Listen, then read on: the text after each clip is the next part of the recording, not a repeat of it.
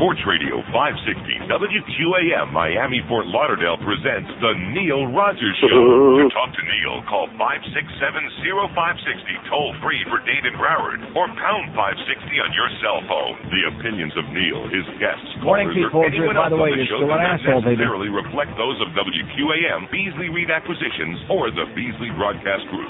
Now, Neil Rogers on Sports Radio 560 QAM. This station stands for nothing. What a joke. What an embarrassment.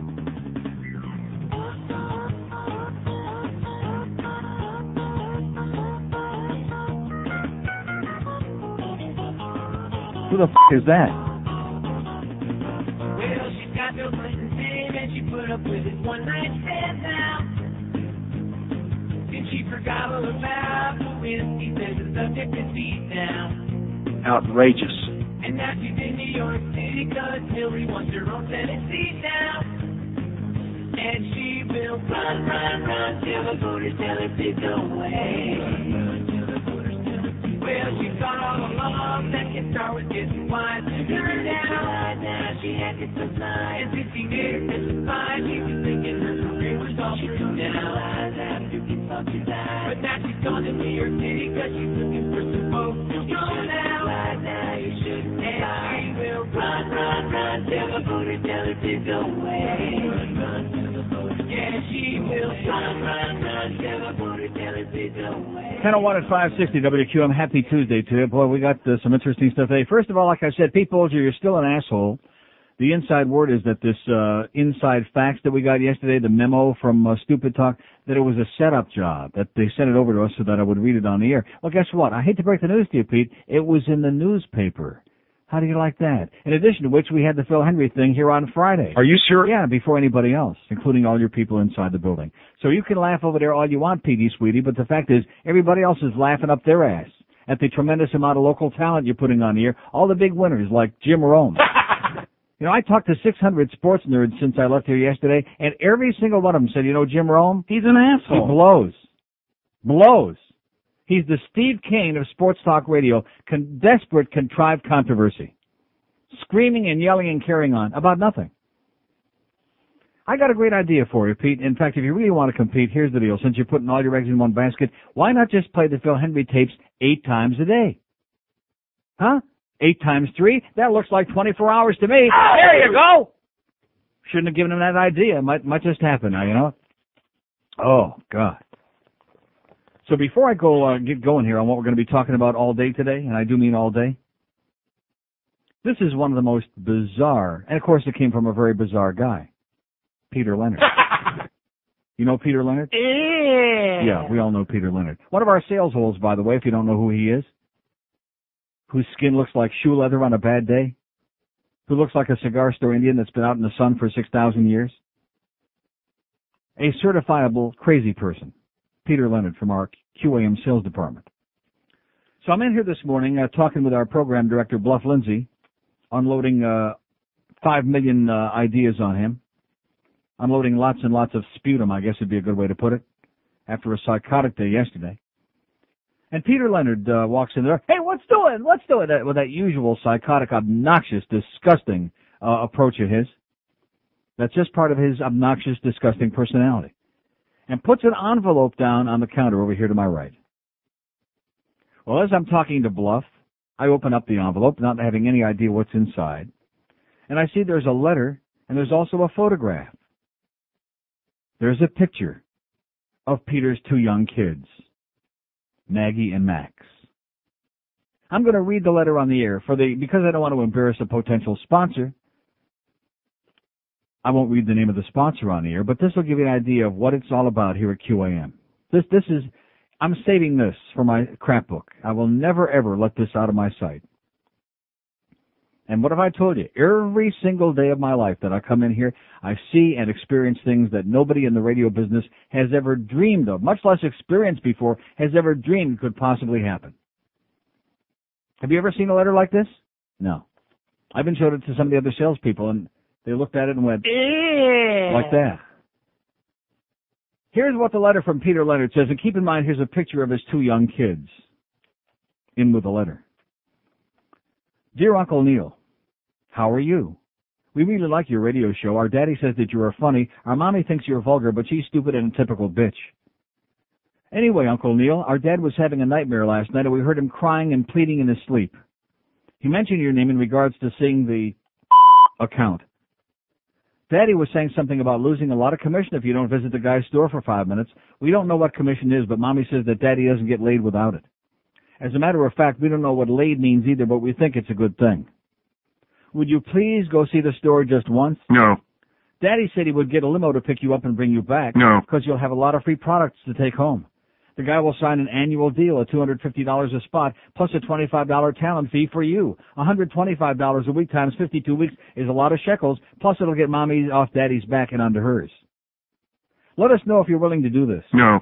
Our dad is no Todd Dreck, but he's a good guy and will kiss your ass forever if you do this one favor. No. Again, $6,500 in your pocket, free stuff, a limo ride up to Boca and back, and a couple of new best friends, us. Thank you, Uncle Neil. Love, Maggie and Max Leonard. No. No. No. No. No. No. One more time. No. Thank you. No chance. I don't go to Boca to see clients, okay? Especially when it's a client who's selling stuff in a box, in a can, on shelves. Do you know what I'm saying? Do you follow what I'm talking about? Uh-huh. No. I don't get in limos to go to Boca. I don't get in my car to go to... I certainly wouldn't get in Peter Leonard's car to go anywhere. I would get in Peter Leonard's car to go from here to Chuck Subs across the street. God forbid. Bop, bop, bop, bop, bop. No thanks. No thank you. This is the most psychotic, neurotic letter. Even the hate mail, even all the stuff that comes in a fax machine all the years that I've been on the air, nothing even comes close to this. This is the work of a truly delusional human being. Crazy person. But you know something?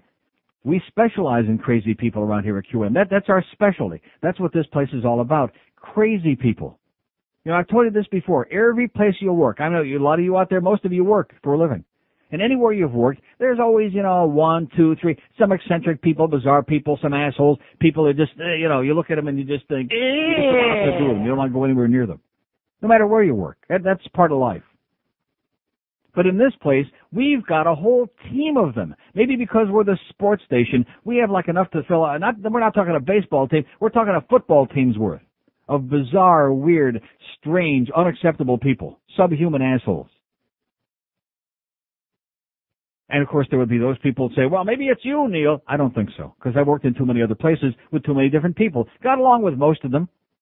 Some of them liked me. Some of them were indifferent. Some of them hated me like poison, but got along with most of them. Spoke to most of them. Spoke to virtually all of them. But in this building, as time goes on, it's now a couple of days. October 1 will be 2 years. And almost every week that goes by, I'm finding my list is growing of people that I don't ever want to see again, I don't want to speak to. By the way, great show yesterday, Hank. Roy! Nice job, Humper. Hank was great yesterday.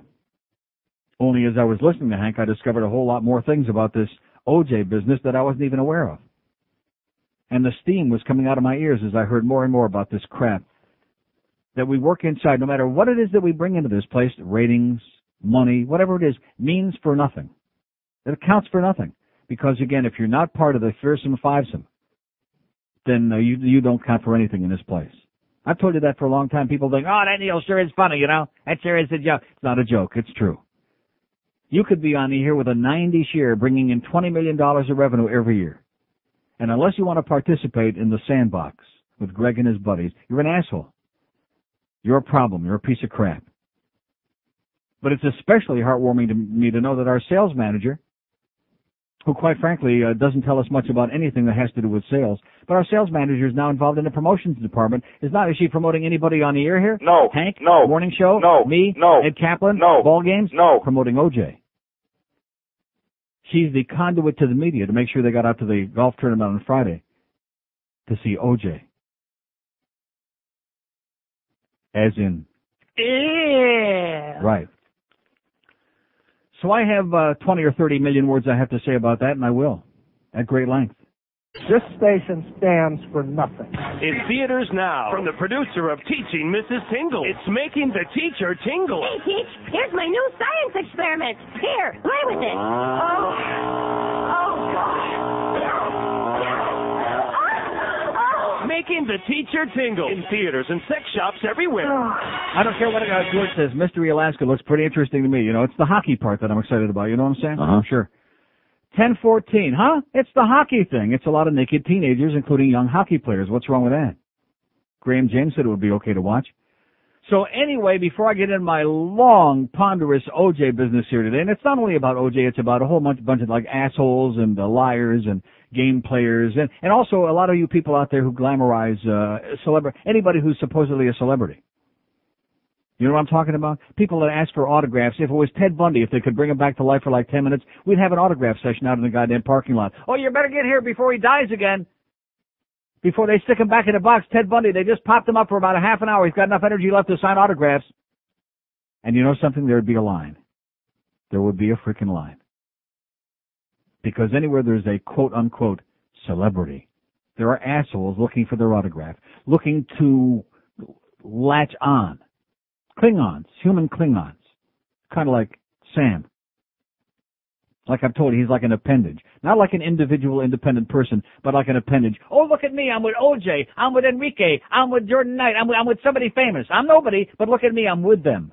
I'm in the picture with them. I'm an asshole, but I'm with them. And by the way, we agree with that assessment, by the way, Sam. He's an asshole. We agree with that. Yeah. So anyway, before we get into that whole business, which is very seedy and unsavory and unacceptable, by the way, and could only happen here, I think. We got the trends yesterday, baby. We got some more Arbitron ratings. 2/3 of the summer book, July and August. So it's June, July, and August because it's always a 3-month rolling average. So this includes the month of August. By the way, Barry Jackass, you listening, Barry, you little pudwhacker? I'm sure you are. Even though you love those 2 live Jews way up at the other end of the dial. Did they show up at all? No. The whole station, the Waffen, the Fan, did they show up in the morning? No. In the midday? No. In the afternoon? No. At night? No. Overnight while everybody is sleeping? No. No. Did they have like even 100th of a point? No. Because the whole month of August is in this trend.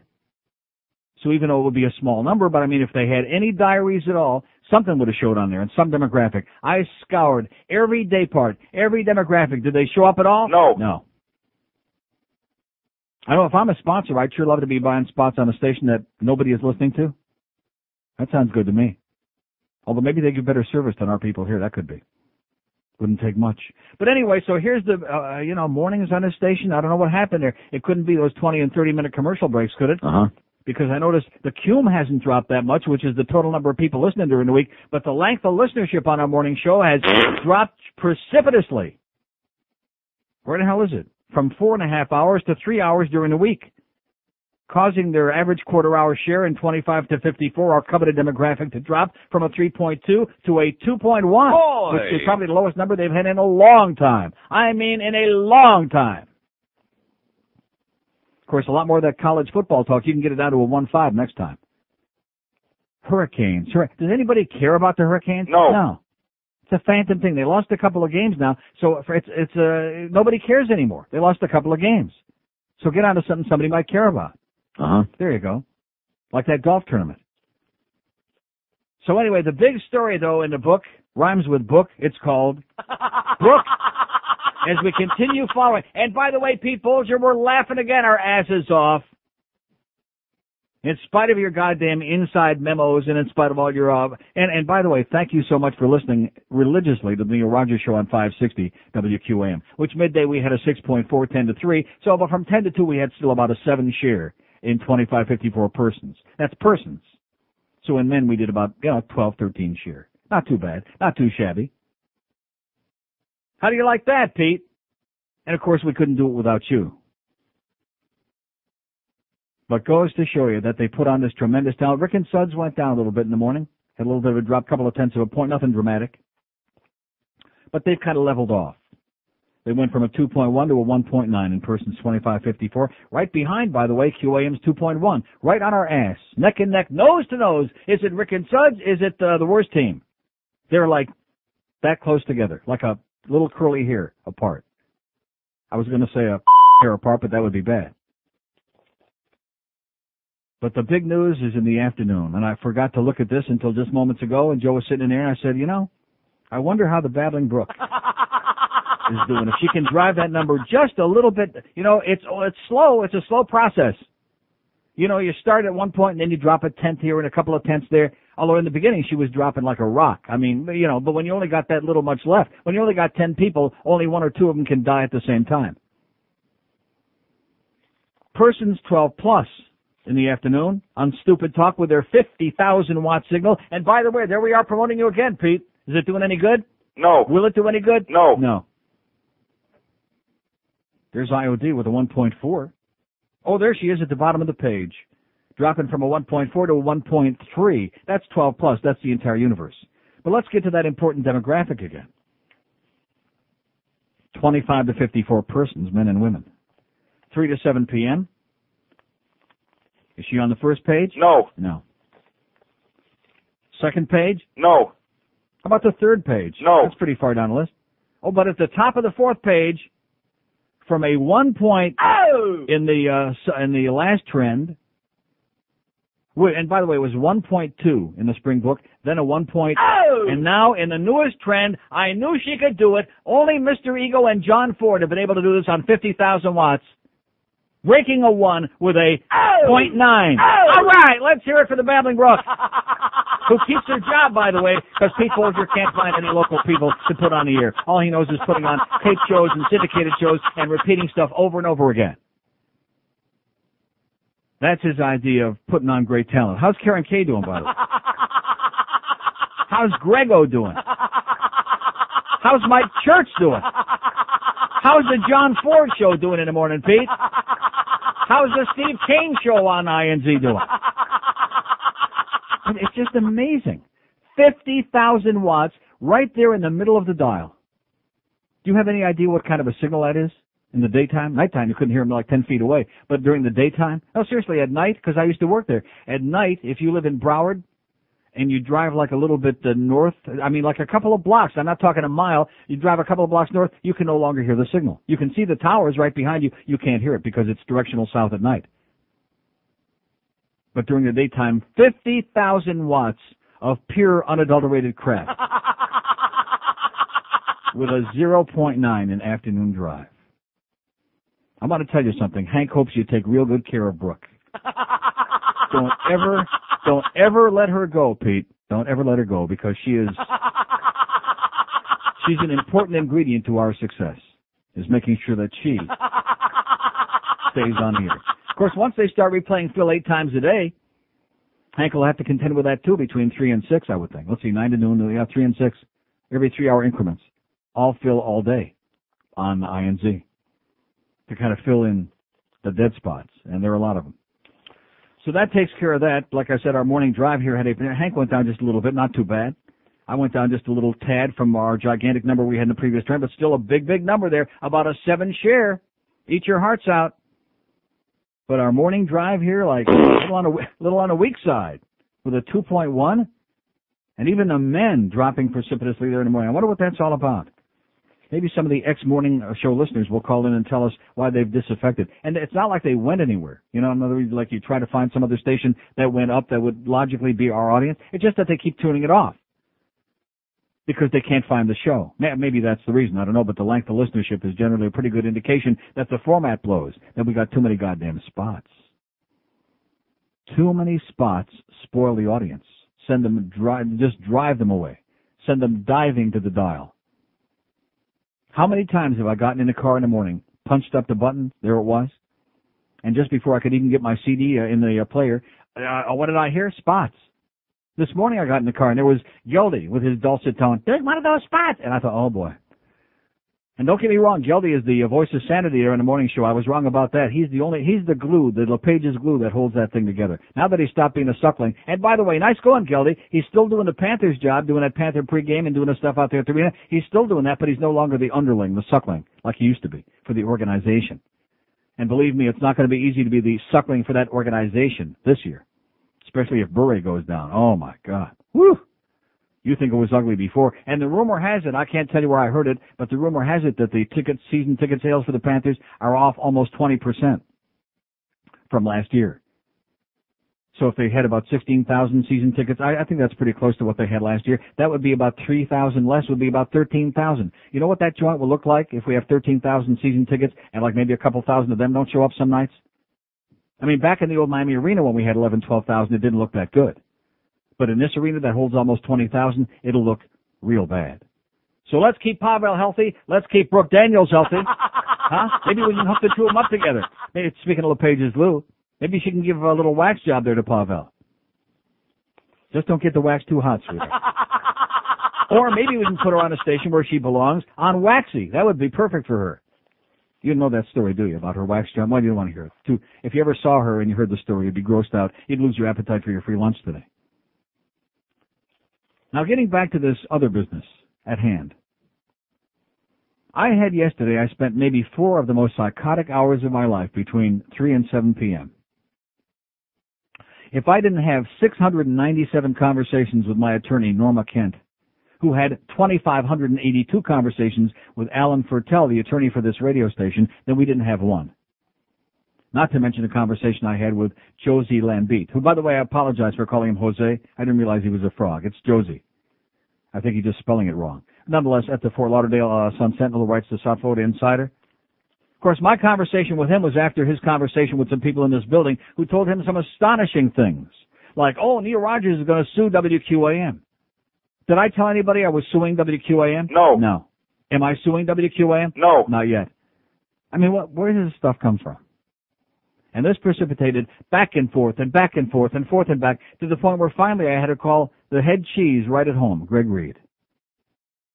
And sometime later, after consulting with his attorney and finding out if he had his permission to speak to me directly, this is my boss, by the way, had to call his attorney to see if it would be okay to return my call and speak to me. He called me back.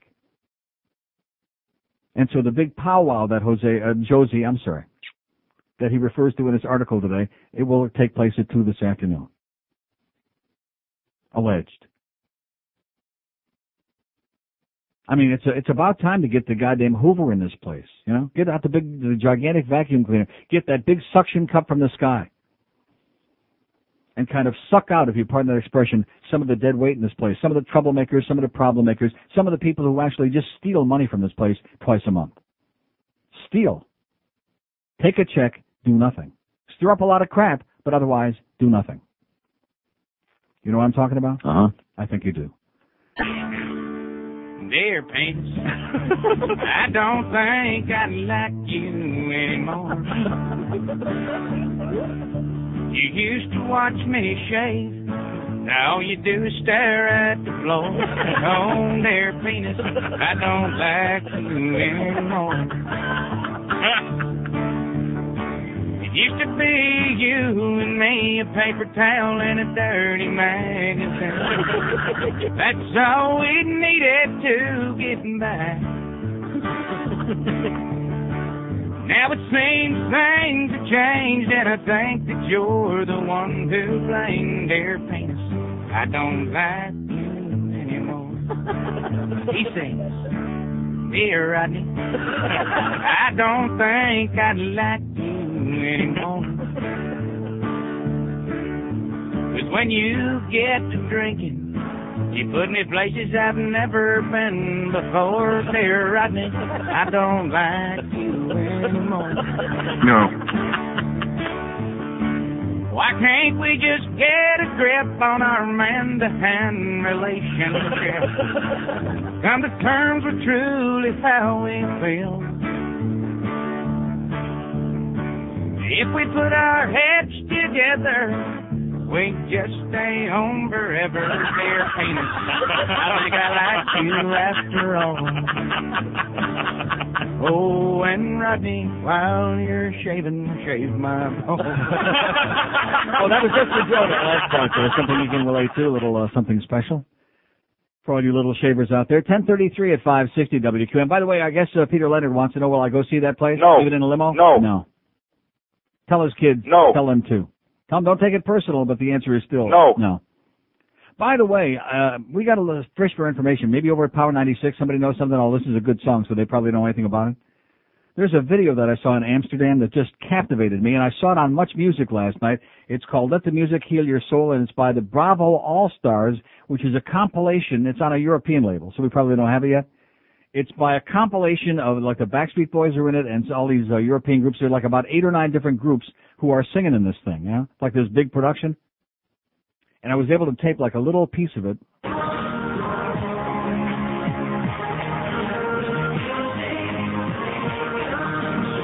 going to be a monster.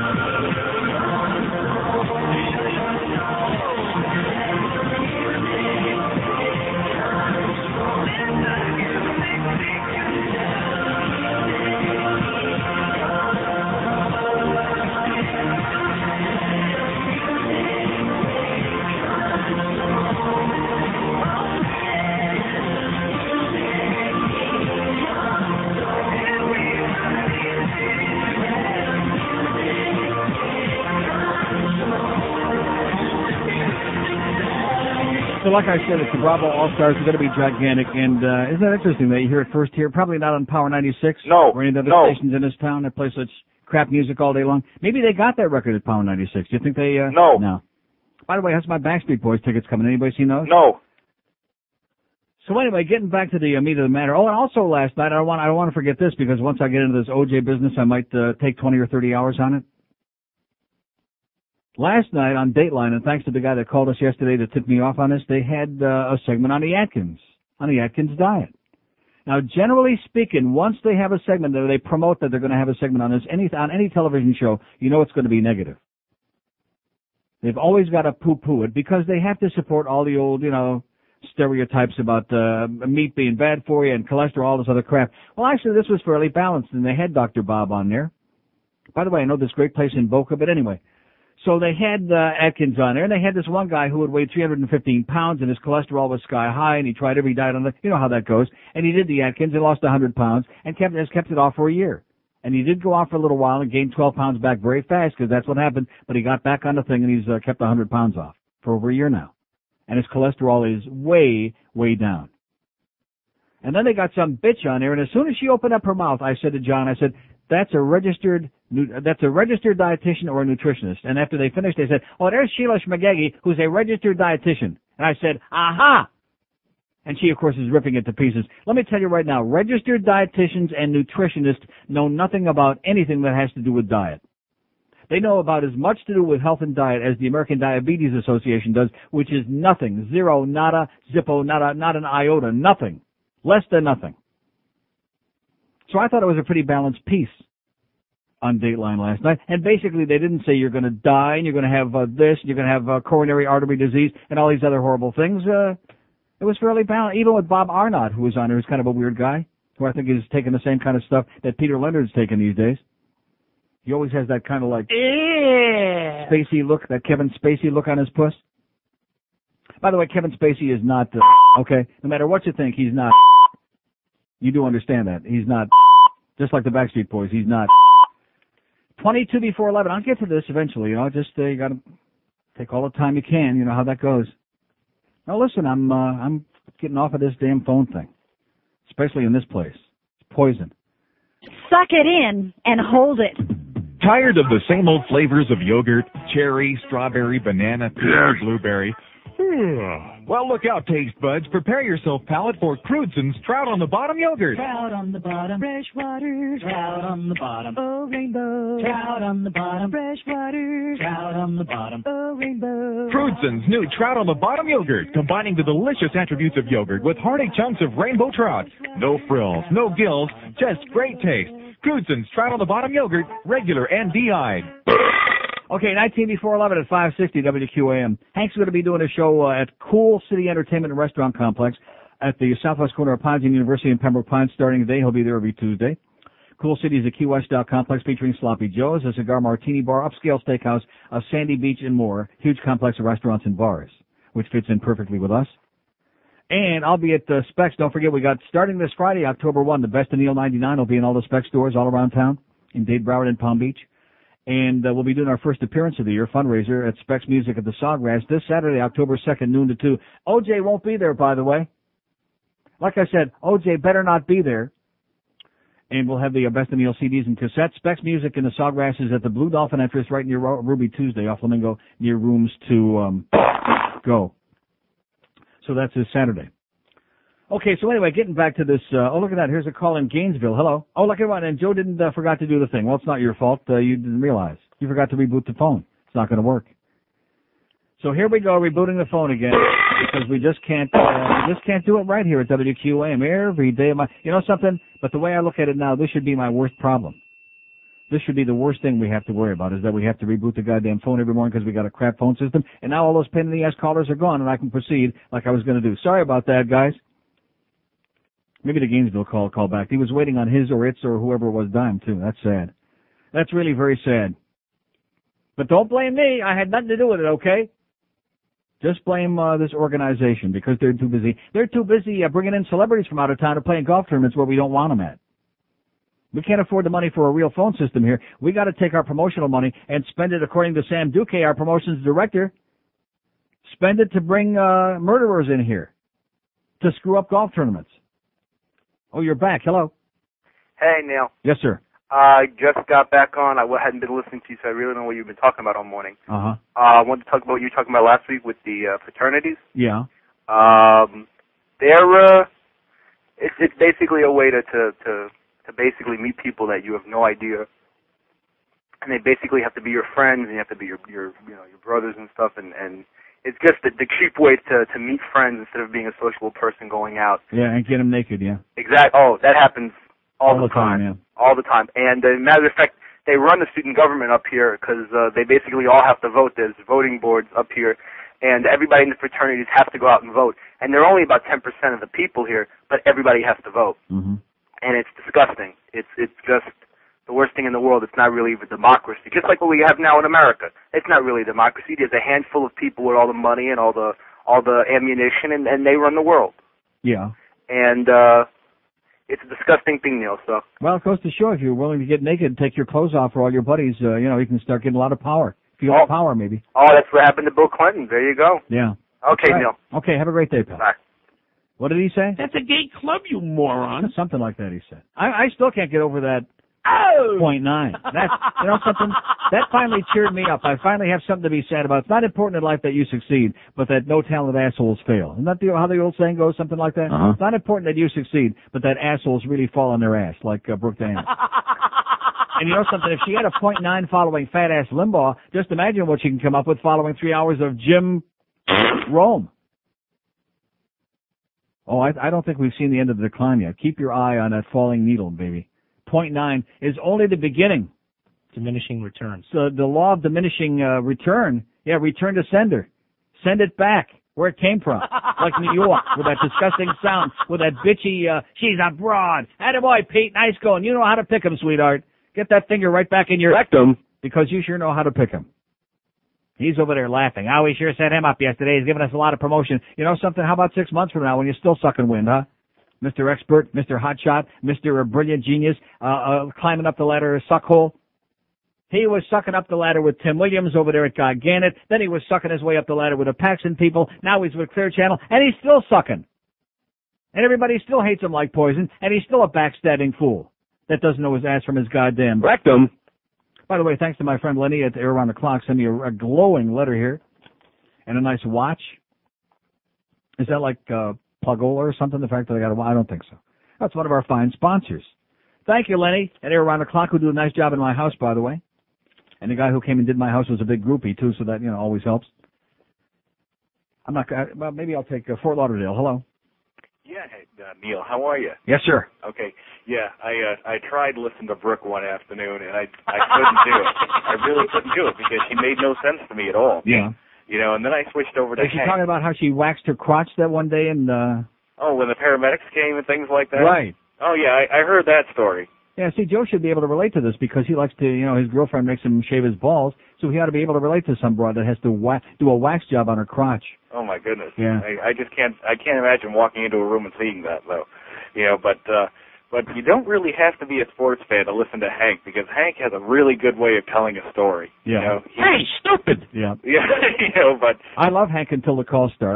In fact, that's why I hate the calls. I love listening to what he has to say, and as soon as these sports nerds start calling, I just get psychotic. Right. And of course, now that Hank's got those 20-minute commercial breaks, he don't have time for calls anyway. So, in a very insidious way, maybe it's for the best. Right.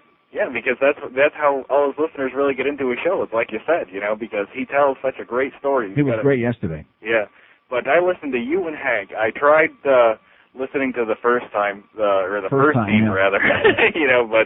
But every time I call them, if they didn't agree with my point of view or anything like this, they went off. Blow you off, yeah. So, I just gave up on them. Well, evidently a lot of other people did too. Everybody's got an uptrend, downtrend, good trends, bad trends, but this trend looks like a death knell. I don't want to get these guys nervous because I know Beefo especially is very paranoid and insecure, and with his talents he ought to be. But that morning show just fell off the face of the earth in August for whatever reason. Well, I can definitely understand why. So, well, thanks very much, Neil. Okay, and Beefo says thanks too. Take care. And the little dog too, and Gildy. Okay. Don't like that worst team too much, this guy. How do you like that? He hates it. So anyway, getting back to this OJ business, I'm glad I cleared the air with all. In fact, thanks again to my good friend Peter Leonard for that idiotic note and the picture, because that kind of gave me, a little buffer there, so I didn't get started on a real sour note right off the bat and mention Phyllis in the first half hour. Oh, I'm sorry. Did I mention her name, Phyllis? Uh-huh. The water Nazi? Oh, I don't. Why did I mention that? I don't know. It just came to my mind. I just keep thinking it's Phyllis.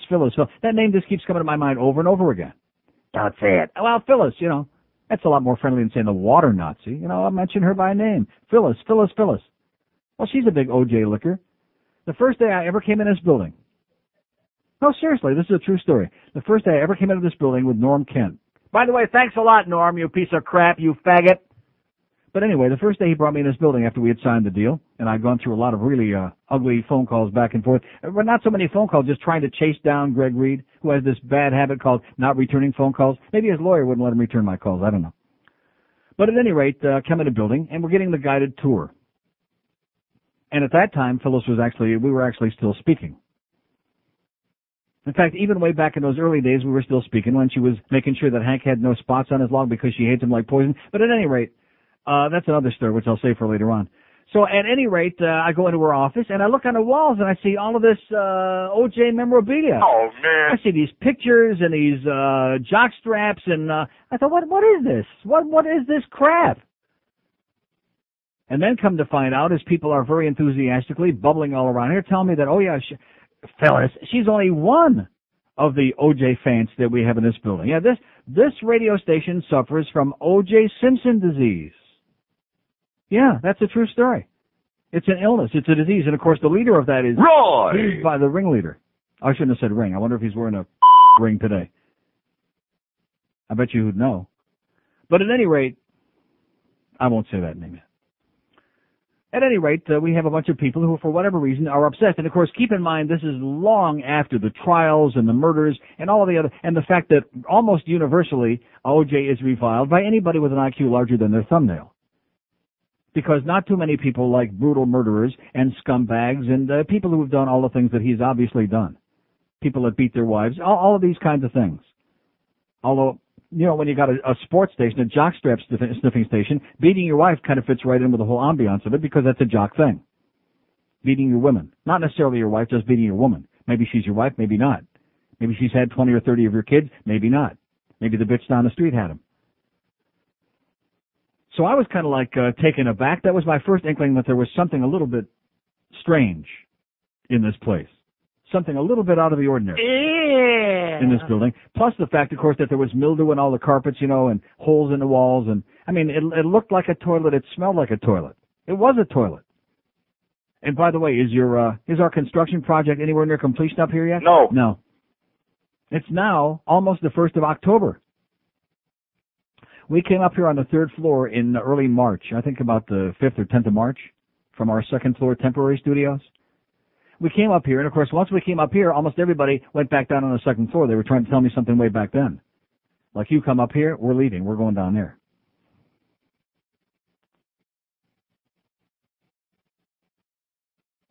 What is that he just brought in there? What is that?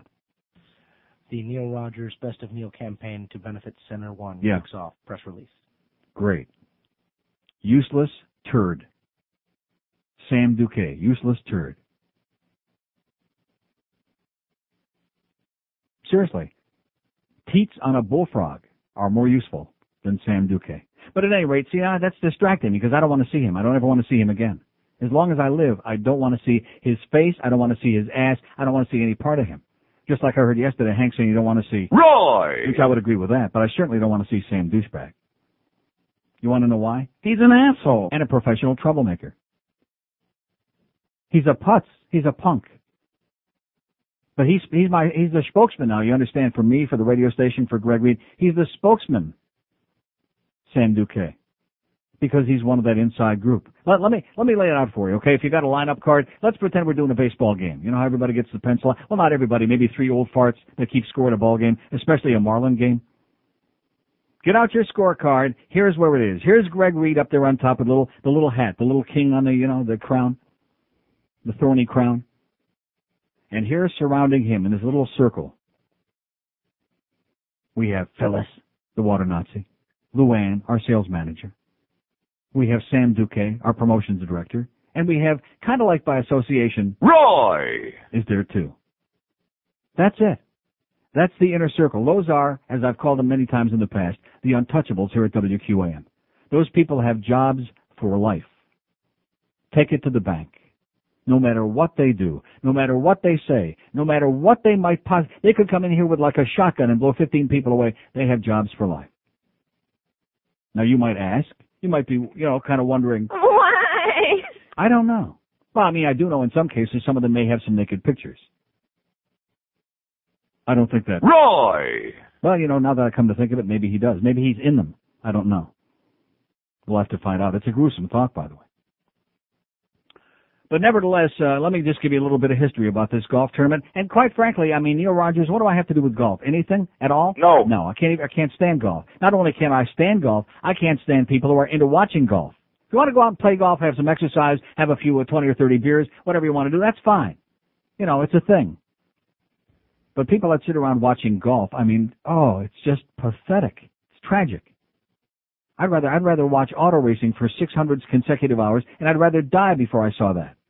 So what does that tell you? Compared to a golf, it's great. But nonetheless, about 3 months ago, Tracy Caracedo, and isn't it convenient, by the way, that Tracy is no longer here? Was he fired? No. Did he have another job when he left? No. No, he just bailed out and went up to Boston with his lady friend to kind of like seek his fortune. Basically what he was saying was, let me out of here. Yeah, that's what he was saying. Let me out of here. I can't do business this way, to quote him directly. Can't do business like they do here at QAM. Kind of like Scott Schwartz, who was here in sales for about 5 minutes and said, let me out of here. Same kind of thing. See, a lot of the underlings here, there's the bubbling of resentment that's beginning to build. Well, I don't think it's just beginning. But I think it's beginning to simmer a little bit more than usual because some of the underlings here are finding out that some of the people who are here who do absolutely nothing, who contribute nothing to this radio station, who don't sell any spots, who don't have any ratings, who don't bring in any revenue, that those people are making some very serious bucks. I mean, when we pay an ex-jock $60,000 a year to walk around and be a face man, a man who has never sold an account in the history of his life, one has to really kind of wonder what that's all about. One has to really start wondering, why is this going on? Not that I begrudge anybody, you understand, but some of the underlings, some of the little people who are very underpaid and work their asses off, it starts being very bad for morale, especially when you see some of the problems and the troubles that are being caused by some of these people. See, and this is what happens. Haven't I always said that idle hands make for a bunch of assholes? Isn't that the way the saying goes, something like that? Yeah. Idle hands wind up on your asshole, something like that. I think that's how it goes. And so when you got a lot of people who basically have really nothing to do other than just, show up and get a check every couple of weeks and schmooze with the boss, those people suddenly find that they have a lot of time to, become professional dientas and stir up a lot of problems, cause a lot of trouble, things like that. Which brings us back to this goddamn golf tournament, and if we ever get these spots all in, I'll get back to it. Trust me.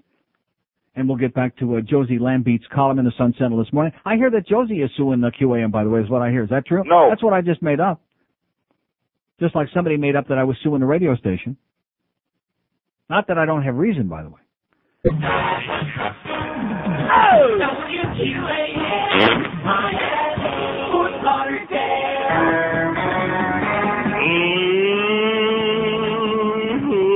Ooh, balls, I'm so horny for you. Will you stop prick teasing me? You want me, don't you? Blue balls, I'm so horny for you. Won't you please help get me off? Look, but don't touch. I watched you strip down to your bare skin, coat yourself with lard. Oh, baby, I want you to. My penis was standing straight up. All right. And oh, so hard, I now got blue balls. I just want to do you. You want me, don't Why don't you help get me off? Look, come on, baby, please. but don't touch. Blue balls over you. But of course, all America wants to know, does he shave them? That's the obvious question. It's 11:02 at 560 WQAM. And by the way, do we get any calls about the Bravo All-Stars and that great song that I played? Of course not, because it's only out in Europe and it's not here yet. And thank God much music is starting to play it up there in Toronto. And maybe it'll filter its way down here eventually. Eventually. So anyway, getting back to this goddamn stupid golf tournament. So they come to me, Tracy and Screw Ann, our sales manager, about 3 months ago, right here in this very room at 2 o'clock one day when I get off the air. And George was a witness because he was a participant in this discussion. And they said, well, we'd like to do something extra special, raise a little extra money for Center One. We know in October you're going to be doing the CDs and stuff, but we'd like to do something special. We'd like to put together this celebrity golf tournament, and you don't have to do anything, just promote it a little bit, and whatever we raise from that, we'll give the proceeds to Center One. I said, I don't know. I mean, I was leery about it in the first place because what do I know about golf? What do I have to do with the golfing world? Now, of course, it is interesting, if you're a regular listener to this radio station, that WQAM does sponsor several charity golf tournaments every year. We have a Dolphin golf tournament, Hank's got a golf tournament, Mad Dog's got one. We have a whole bunch, I'd say maybe 8 or 10 golf tournaments that are done through this radio station every year, sponsored and promoted by. Has OJ showed up at any of those golf tournaments, by the way? No. Ever? No. No. I just mentioned that in passing.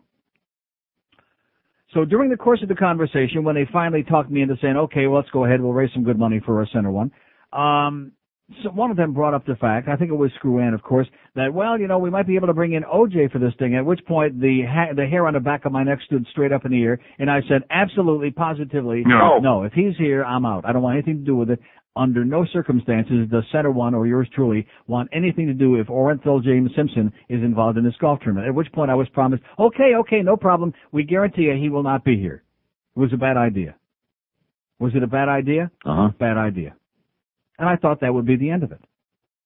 And then, of course, came the next chapter in this very, very ugly and grotesque and embarrassing saga. And that was the day that Roy was sent in here. See, I don't want to say he came in here on his own because I know for a fact that he was sent in here by one of the people I just mentioned. I don't want to mention her name again. Rhymes with Screw. And came in here while I was on the air. We have it on tape. We played the tape. So the evidence is right there. While I was on the air, demanding to know how come I hadn't been reading the promos for this golf tournament that I was supposedly sponsoring or at least involved with. And, of course, we didn't have any promos. The promos had just been given to us that morning by Sam, who evidently once again had fallen down on the job. These are promos that were supposed to, I guess, have been done weeks ahead of time. Were they ever done? No. Was any information given to us to read on the air? No. All of the sports nerds and yours truly? No. No. So if you don't have any information, how can you read the stuff on the air?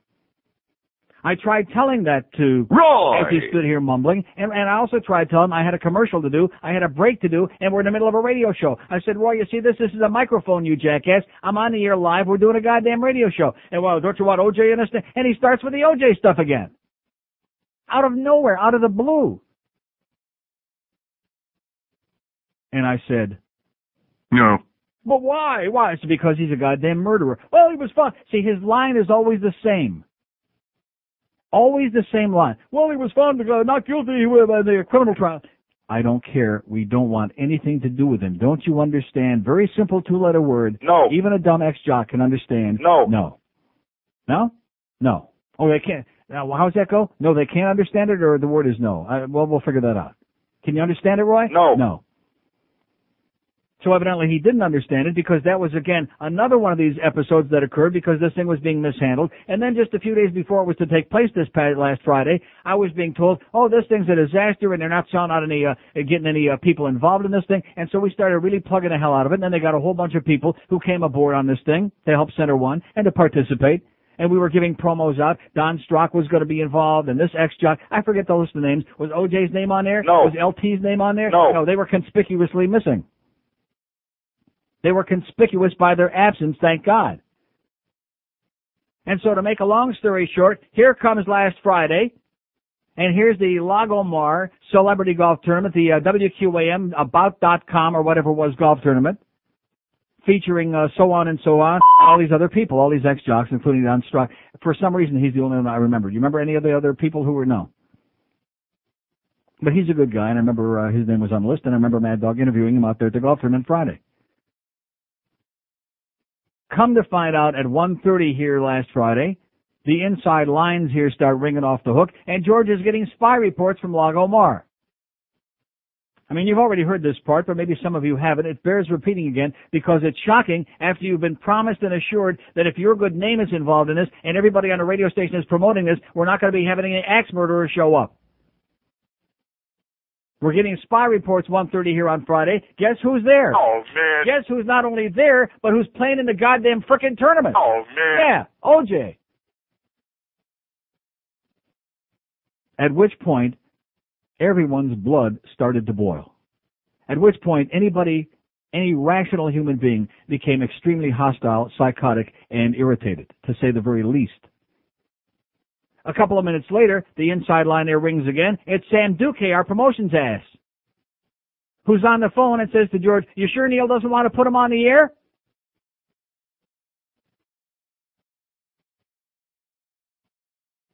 You see, when you use somebody as a weapon, I mean, we know what kind of weapon he used. It was really sharp. But when you use an individual as a weapon to beat the rest of the radio station and the community over the head with, I mean, we already despise him. We already are nauseated and puke-induced by him. And I'm not talking about the little circle jerk of sports nerds we got down on the second floor. I'm not talking about them. I'm talking about anybody with any common sense who realizes that just because somebody once carried a goddamn football and ran fast doesn't mean he's somebody we ought to admire. You know what I'm saying? As in a rip snorting good time was had by all. So now we get to yesterday's episode. See, it took me a long time to get around to it, but now we got another spot to do. Well, no, this is great. This is how Neil once again takes something and milks it for like 3, 4, 5, maybe 10 hours today. Maybe the humper can just, eat and drink over there at Cool City. Killed your wife and run, left them there in bits and pieces. The trial's moving on. Chance of acquittal decreases. Traces of blood everywhere that match your DNA. Traces of blood that's yours, OJ. Thick black curly hair. You left the glove and bloody tracks. Oh, the cap you used to wear. You're a homicidal wacko. Traces of blood all around that match your DNA. Traces of blood that's yours, OJ. You closed your eyes and said a prayer. They wouldn't find a trace of blood still there. tainted photographs, time is showing us your true side. Rip them both in half. Now the evidence you can't hide. Traces of blood everywhere that match your DNA. Traces of blood, that's yours, O.J. Kill Nicole. Thank you. It's 11:15 at 560 WQAM. So anyway, getting back, where did I leave off on this thing? God, it's a multi-part and multifaceted thing, and the story too. So anyway, we're getting bits and pieces of the story, and yesterday I'm listening to Hank there in the beginning of his show, and now the steam is just pouring out of my ears as Hank is revealing. See, Hank had a chance to talk to Mandich yesterday, and of course Mandich was out there at this golf tournament on Friday. So in listening to Hank, I'm now picking up all these other pieces of information, which I wasn't privy to before, which Mandich passed along to him, because Mandich was a witness to all of it.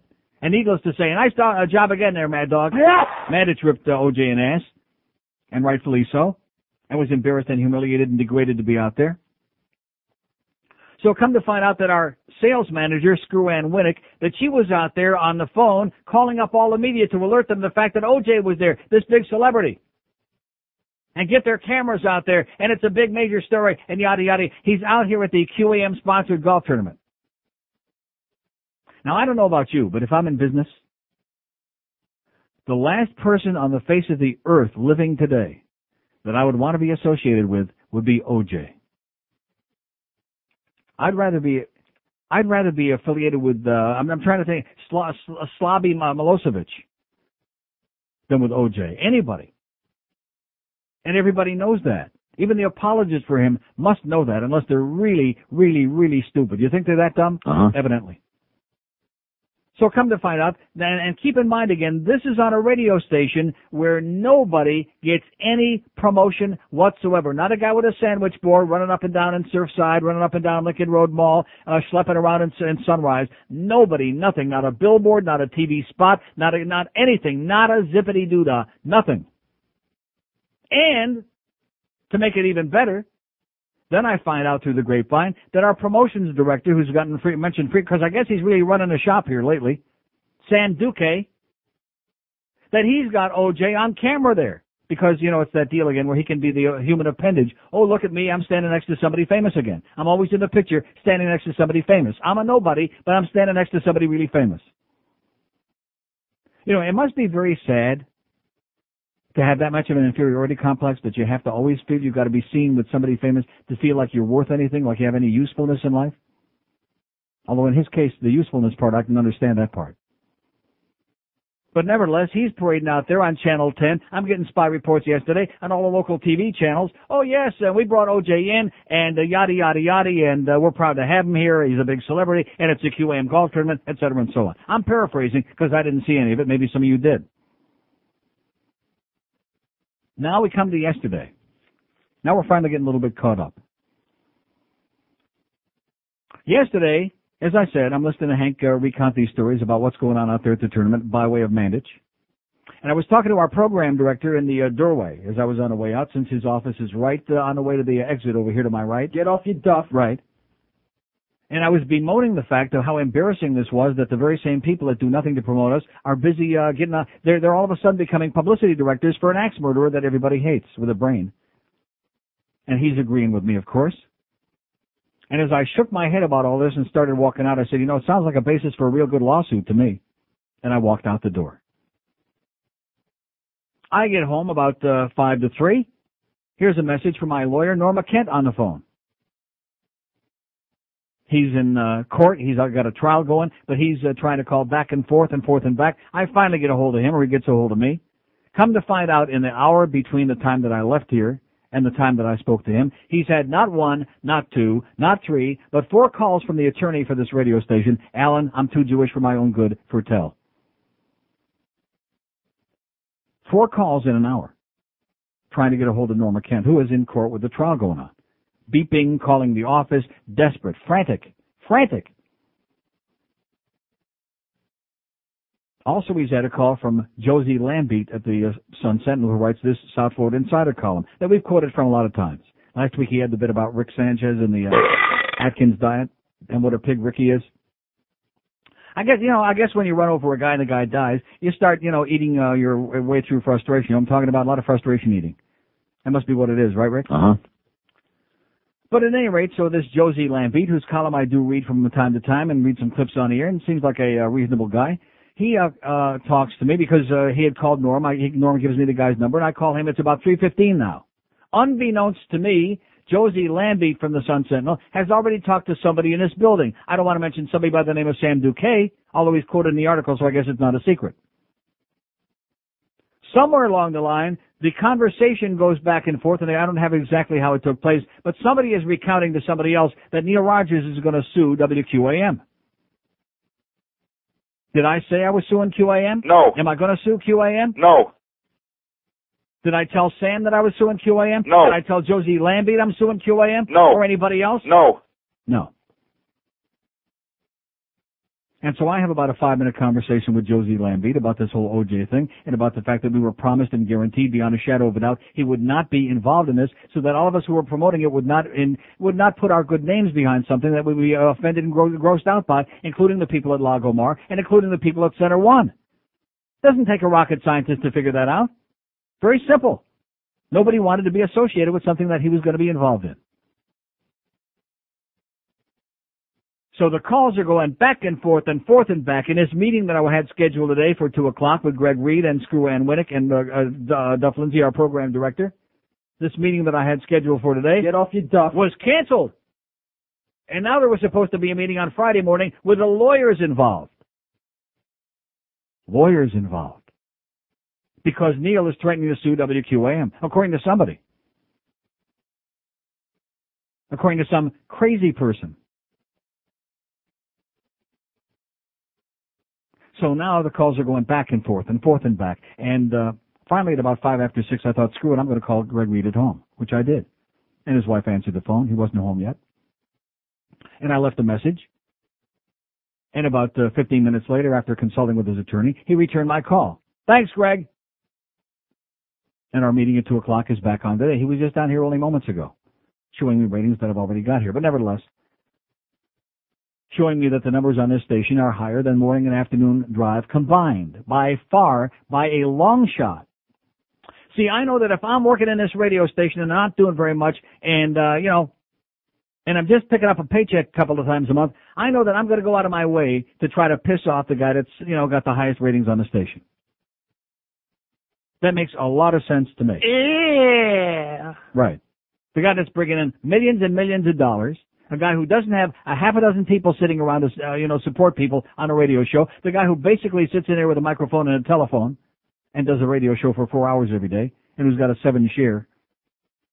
I'm going to go out of my way to see if I can't maybe get him so pissed off, he'll take a walk. He'll just walk out. Well, guess what, Sam? Guess what, Luann? Guess what, Phyllis? And guess what? Roy! I'm not going anywhere. I got 3 years and 3 days left on this deal. And unless somebody announces to me that they want to write me a check to pay me for the balance or any part of that, I'm going to be here every goddamn day, other than vacations and sick days, that I need to be. Period. End of conversation.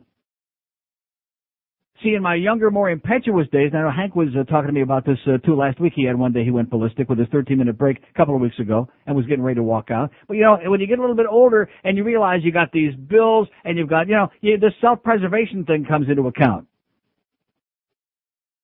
Self-preservation. All you young people out there, if you want to be impetuous and walk out and tell a boss to stick it up his ass, I guess you can do that, if it's not a big deal of a job. But it's always a better idea to have another job first before you say goodbye to your income and you shoot yourself in the foot because somebody else is an asshole. Why should I penalize myself because we got people doing crazy things in this radio station? Am I going to penalize myself? No. No. Screw it. Screw them.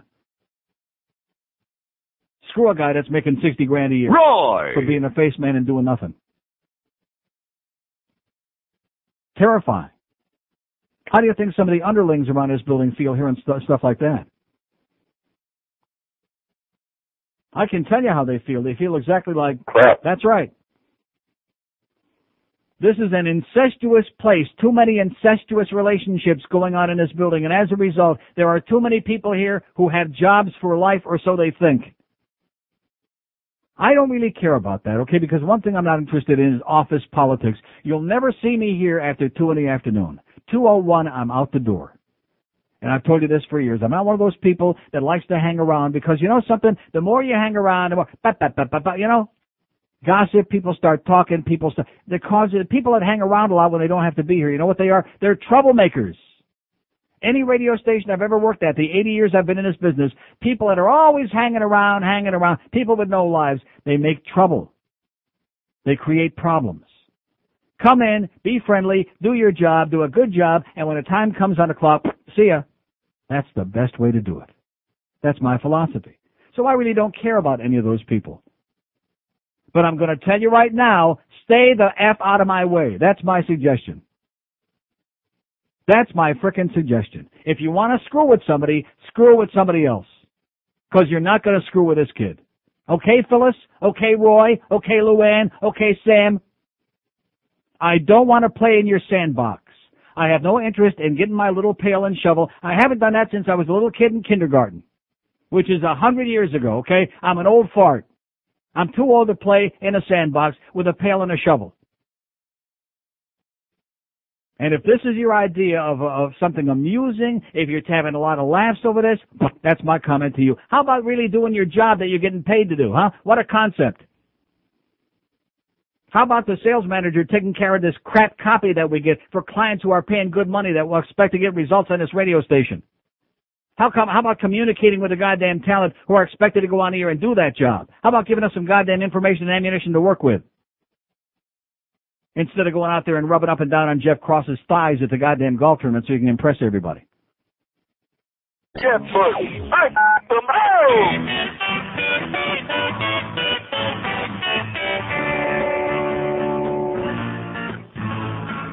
Please lock him away. Yes. For I recall the day, homicide, a Bronco ride, and he won't confess. I don't care what they say, 'cause O.J. murdered her wearing gloves. It happened so soon, on the 12th of June, and O.J. ran away from that bloody mess. I don't care what they say, 'cause O.J. murdered her wearing gloves. I have waited quite a while, but I see he's still on trial. It goes on and never ends. As it does, I know that O.J. murdered them. Lock him up, please, and throw away the keys. It's a game, all the claims of his innocence. I don't care what they say, 'cause O.J. murdered her wearing gloves. Yes. I don't care what they say, 'cause O.J. murdered her wearing gloves. Yeah.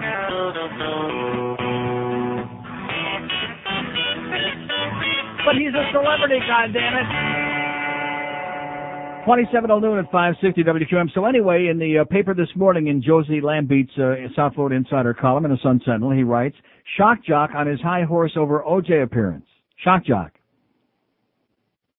And it starts out by saying, shock jock, Neil Rogers, is mad as all... Now, can't they put hell in the goddamn column? I'm as mad as hell, and I'm not going to take this anymore. Oh! And he's not going to take it anymore. They put like the little, exclamation and all these little, how come you can't put hell in there, goddammit? So what else is new, asks Josie. This time he really, really means it, and he's talking about suing his employer, WQAM Sports Radio 560. Was I talking about suing my employer? No. No, not yet. What sparked the row? O.J. Simpson's surprise appearance at Friday's QAM Celebrity Golf Tourney at Lagomar Country Club in Plantation. Rogers says he was promised O.J. wouldn't be invited to the Wing Ding, a fundraiser for Center One, Rogers' favorite AIDS charity. It's making me look stupid, Rogers told Insider. For 3 months I've been promoting the tournament on the air. This after specifically told the station I didn't want anything to do with O.J. Most of the station staff is mortified about it, except for 4 or 5 of the idiots who are giving this place O.J. disease. Sam Duque, QAM's promotions director, confirmed the station paid for the Fallen Idols trip to South. Now, I want you to listen to that part very carefully, okay? Listen to these words very, very carefully. Okay? Okay. Okay? Okay. Sam Duque, QAM's promotions director, confirmed the station paid for the Fallen Idols trip to South Florida from Los Angeles. Duque said the station has a direct pipeline to Simpson through staffer Roy Foster, a former thicknecker. Former thicknecker. I guess he hasn't seen Roy lately. He's still a thicknecker, believe me. O.J. is a celebrity, said Duque, pointing out that troubled former Giant Lawrence Taylor also played in the tourney. What about the promise? We only knew about O.J. at the last minute, Duque said, dismissing Rogers' fit as just part of a radio show. Right. We invited him 3 months ago, but he only accepted last week, said Sam the Sham. Underline the sham part. Rogers' lawyer, Norma Kent, said the incident is a breach of contract. QAM has routinely failed to live up to the spirit of their 3-year contract with Neil. That's a 5-year contract with 3 to go, by the way, Josie, Kent said. A big powwow is scheduled at the station today to iron things out. A big powwow. Yeah. Yeah. Actually, we had a meeting set up at 2 o'clock today before the O.J. thing to talk about other things, like radio, you know. I know that comes as a great shock to some of the people in this building who wouldn't know radio if somebody shoved one in their rectum, but nevertheless, that's what it's supposed to be all about. Now, this is a radio station, by the way, let me say it again, that underpays many of the underlings here who are supposed to get by sucking up for free tickets and whatever, free food they can suck up from this show. Also, this is a radio station where they won't spend 1 dime to promote anybody on the station. Not even the sports franchises. Ever see a billboard for the goddamn Dolphins from this station? Ever see one of those? No. For the Marlins? No. Panthers? No. No. The Beasleys are tighter with their money than a goddamn witches. Rectum. That's how tight they are. This is a radio station where if we need anything in here, can we get an 800 line on the phone? No. A piece of equipment? No. Nothing. Zero. Zippity doodah. Like I said, not even a guy with a sandwich board saying, hey, tune on. You know something? The only promotion we got is our buddy Chuck over at the Sub-Center. He's got that little sign on the side. Thank you, Chuck. God bless you at the Sub-Center on the corner of 441 and Ives Dairy Road. For a good time, for QAM, Neil Rogers, whatever it says on the side, they're tended to every day. Thank you, Chuck. You're our only promotions guy. And instead of us paying him, he brings us free lunch all the time. This is a station so cheap that we had that poor guy in Philadelphia, the guy that worked on 3 of our Marlin broadcasts, that Henry, whatever his name was, in Bryn Mawr, New Jersey, ready to commit suicide. Oh, and by the way, if Demetrius Underhill, whatever the hell his name is, would have taken O.J. with him, he'd have done the job right. Underwood, whatever the hell his goddamn name is. Don't make any difference now, does it? Well, once his neck heals up, he'll be all right. We only care about him. He could be something special. Is he starting this weekend? He's starting this weekend, yeah. Cecil said he'd be all right. Yeah, Cecil says, I'll come up with his trash, about suicide, and I'll talk this trash. He didn't do nothing. But anyway, getting back to Jose Lambeat in this column here this morning, let me say it again. Sam Duque says the station paid. Now, does this make any sense to anybody? No. That it was a last-minute deal? First of all, it doesn't make any difference whether it was a first-minute deal, a last-minute deal, a second-minute deal. The fact is that it was agreed upon by the people who were putting this thing together that he would not be participating. Whether they like it, don't like it, they can stick it up their ass. It makes no difference to me. That was the agreement. That was the arrangement. It was guaranteed. Written in goddamn stone. So this is a lame-ass comment from a lame-ass, sad-ass individual who says he's a celebrity and then takes him about and puts him on television. Gets up on his shoulder like a goddamn parrot and gets her on television. Hey, look at this. Look at who we got. We got O.J. Yeah, we got O.J. all right. At a place where nobody wanted him and where people are looking at us and saying, Oh, my God. yeah, what kind of maniacs are you, huh? And the best part of the deal is, as Mandich and Hank can both tell you, that what was the table out there at Lago Mar that had the most people all gathered around it and most people sucking around? It was the OJ table. Because, like we've told you before, it's not just a sports thing. Sports, of course, is notorious for it. Speaking of Demetrius Underwood and all these other scumbags. Sports is notorious for it, the sports nerds. They don't care if you just killed your sister. If you're a goddamn famous jock, oh, can I have your autograph, please? Any person who would ask for O.J. Simpson's autograph, as far as I'm concerned, is a waste of space on this planet, is sucking up oxygen that could be better used for anything, for amoebas. This is the most disgusting program. I urge everyone to complain to this station. All right, let's have the jurors, please. I'm at the OJ trial. I've been sequestered for so long. I'm at the OJ trial, and it keeps going on and on. But now I'll tell you the truth. I think there's plenty of proof that shows he murdered his ex-wife. Yes. I've listened every day to testimony and other things. I used to watch him playing football games, but now that doesn't mean a thing. Now I'd love to go home. I've been sequestered so long. I feel like I'm the one in jail. He put gloves on. They didn't fit him quite right. He put them on. They looked like they were too tight. Tight, yeah. I'm at the OJ trial. I've been sequestered for so long. I'm at the OJ trial. It just keeps going on and on. But now I'll tell you the truth. I think there's plenty of proof that shows he murdered his ex-wife. Yes. I think he murdered his ex-wife. All right. He murdered his ex-wife. But he's a celebrity, goddammit. 11:45 at 560 WQAM. We got Hank from Cool City at 2. We got Talking Baseball with Donnie B at, we got anything in between there? Like, no, we got no Jimmy. We could be special. That's not today. That's some other day. And we got the Marlins at the Expos. God, everybody gather around a radio for that tonight, baby. No. Marlins in the Expos. Ought to be really a thriller. You see they had about, 400 or 500 people up there in Montreal last night? I saw about 2 pitches. It was dynamite. You know, OJ is a celebrity, and you know who else was? So was Jack the Ripper. So was Meyer Lansky. So was Bugsy Siegel. So was Don Corleone. So was Jesse James. We inviting any of them to our next QAM golf tournament? No. No. See, you've got words confused here, Sam. You've got the word celebrity mixed up with scumbag.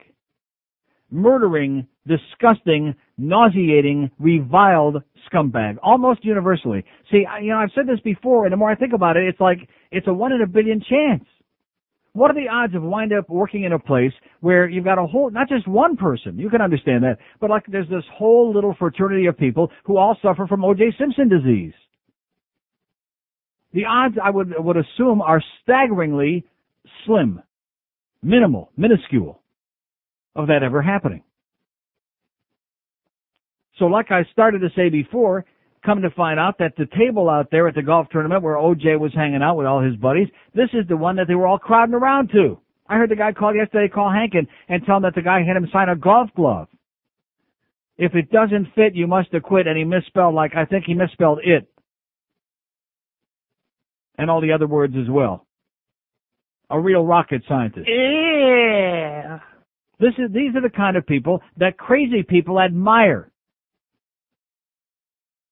People who beat their wives, people who murdered their ex-wife, and some guy that he didn't even know, who just happened to be there. People who are widely circulated, the stories about all the cocaine that he does. But nevertheless, these are the kind of people we're supposed to admire.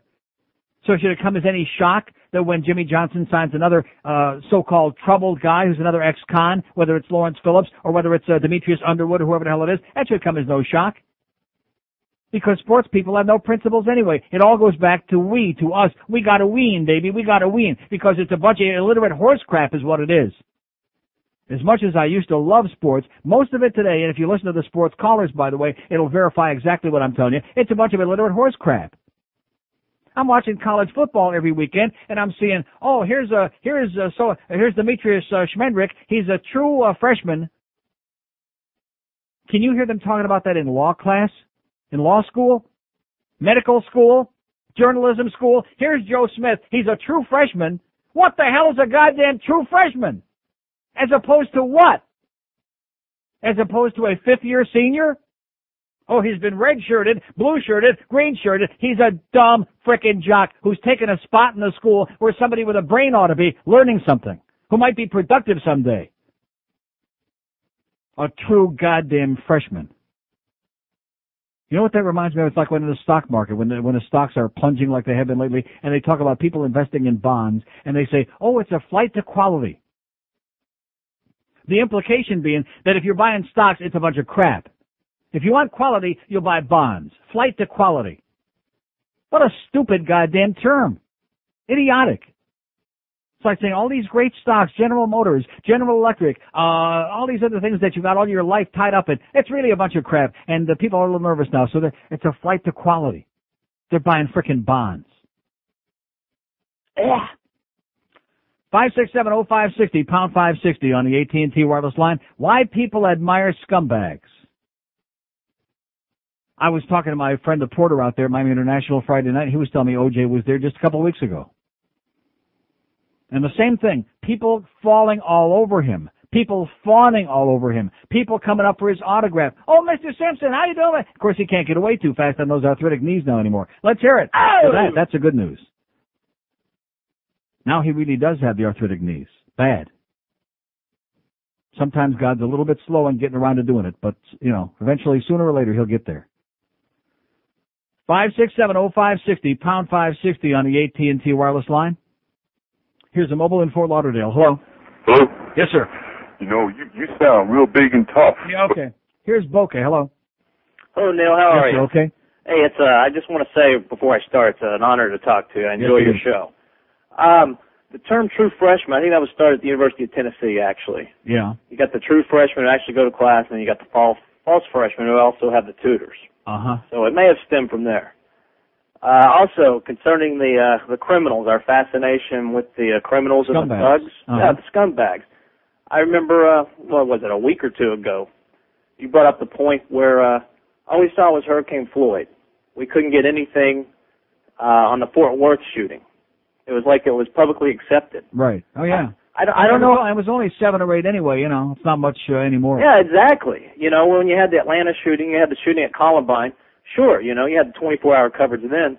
But now, slowly but surely, even though it was in a church, it's like it's publicly acceptable. It's part of our society now, and that's just... Well, since we kicked God out of church, we just can't protect it. And by the way, Governor Bush, we're real proud of you for signing that bill into law that makes it legal to... he didn't want to outlaw having guns in church in Texas. How do you like that? If they want to outlaw it, they have to put up... This is the truth. They have to put up a sign in Texas in churches to say that no guns allowed. Otherwise, it's okay. Is that a fact? Yes. That is... Oh, gosh. That is crazy. One last thing. Any word on whether we can get Timothy McVeigh or Terry Nichols to the golf tournament next year? They'll be out. They'll be there. Okay, great. Have a great day. Stand, by the way. Well, one on each side. Have a great day, Neil. See ya. In fact, that's a great idea. When they stick them in a goddamn electric chair, they don't do that over there. But nevertheless, if they did, maybe we could have like Sam in the middle, right in between. We could have a 3-seater. 2 scumbags on each side, and Sam sitting in the middle. And I'll be glad to go and pull the switch, by the way. 5670560, pound 560 on the AT&T wireless line. Too many thick necks running around. That's the problem. Too many really, really stupid, idiotic, dumber than sawdust, thick necks running around. Here's a mobile in Fort Lauderdale. Hello. Nice talking to you. Fort Lauderdale. Hello. Hello. Yes, sir. Hey, Neil. How you doing? I was going to ask you, don't you think they should block out the Marlins games also, if they're not sold out? Because, wouldn't that be an exceptional game if it was sold out? Yeah. And well, because they canceled my Third Rock yesterday. Here's a mobile in Miami. Hello. Neil. Yes, sir. Hey, buddy. How you doing? See what I mean about the callers? Yes, sir. You hooked me up big time, man. I've been listening to you talk about Nicks. I've been a Arturo Fuente smoker for quite a while. Right. The 858s and the Hemingways, and Mm-hmm. I finally stretched myself all the way down to Flagler to go to Nicks, and I only picked up 2, which is stupid because I thought I'd sample it out. Now I'm stuck here on the Palmetto because I got to go back because they were awesome, unbelievably good. That the rectangular Perdomo Perdomo squared, yeah. Unbelievably good. Mm-hmm. And the other one that he's got, that kind of tapered, small, shorty on the other side. Perdomo Reserve. Sweet. Super sweet. So I just wanted to thank you. Great. And for turning me on to that place, because I'm stuck there now. Okay. You know what I mean? Thanks, Neil. Thanks a lot, pal. Bye. Okay, that's the next spot coming up, so there's a good segue. 5670560, pound 560 on the AT&T wireless line. Anybody see the piece on the Nightline, what was it, Dateline last night about the Atkins? Probably not. Here's Coral Gables. Hello. Oh. Yes, sir. Hi, Neil. Neil, I'm just calling because I want to congratulate you with your show. I come from Europe, and because of my business, I spend a lot of time in the car. And I want to tell you, thank you very much for making my day a lot different. And congratulations on your show. You really do a great job. Okay, God bless you, sir. All right. Thank you, and I'll pray for you. 5670560, pound 560 on the AT&T wireless line. Here's Davey. Hello. Hey, Neil, how you doing? Okay, sir. I wanted to say something, a comment about Sam, the O.J. butt-kissing man. Mm-hmm. I knew him very well in his old 96 days. Yeah. And let me tell you, that guy, if you give him a little bit of power in front of a star, he thinks he is the king. Mm-hmm. You give that guy a little He's bit an of asshole. Look, all he is a glorified party planner. That's all he is. Yeah. He'll never be anything else. Okay, so, I mean, what he did was 100% wrong because it was his family that got hacked up and murdered. Let me tell you right now, the whole story will be different. Yeah, right. It hasn't happened to him. Let me tell you He's right now. a celebrity. How do you like that? When I was younger, Here's a guy who's making decisions, who's talking to people at the newspapers. He's running a joint. He's a goddamn little promotions punk, and the only reason here is because he's kind of like an honorary stepchild to the Reed family, is the only reason he's even got a job here, and he's talking to the newspapers. He's Mr. Hotshot because, like I told you, he's part of that club. Exactly. It's unbelievable. I had a friend of mine whose little brother was murdered about 5 years ago. And let me tell you right now, the grief that his family has been through because of that. Yeah. I mean, when you hear about this OJ thing, I know that you have nothing to do with 100%, but let me tell you right now, that station is a disgrace. Why don't they just fire that guy?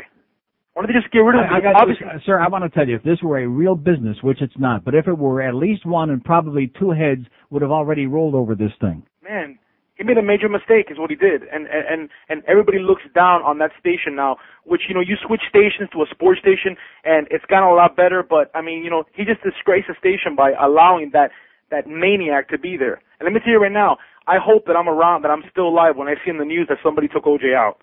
I can't wait for that to happen. Okay, excellent. Can't wait. Thanks, Neil. Thanks. You'll hear it first here. 5670560, pound 560 on the AT&T wireless line. Must be a coincidence, I guess. A lot of sour people, too, in all those neighborhoods. Every time OJ keeps looking at a house, and they keep saying, no, don't buy over here. We won't sell you no house. Get the hell out of here. See, I think some of the people in this building have got it upside down. They've got it backwards. It's not Neil that's like, in the minority on this. It's like I'm with the overwhelming majority. There may be some things I'm in the minority, but in this particular case, the overwhelming majority of rational people with a brain larger than a BB, they don't want to be anywhere near this murdering low-life piece of turd, okay? No matter how many yards he ran for, no matter how many goddamn trophies he had in a goddamn trophy case that they had to pawn to get the money for, nobody gives a crap. Because a scumbag is still a scumbag. WQAM, Miami, Fort Lauderdale.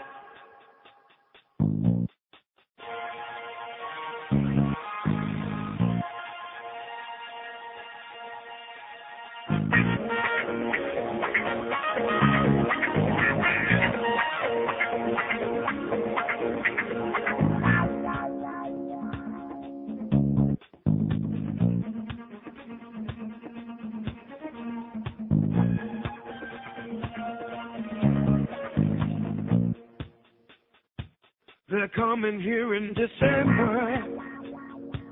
I heard they got a new member. Yes. Yes, they did.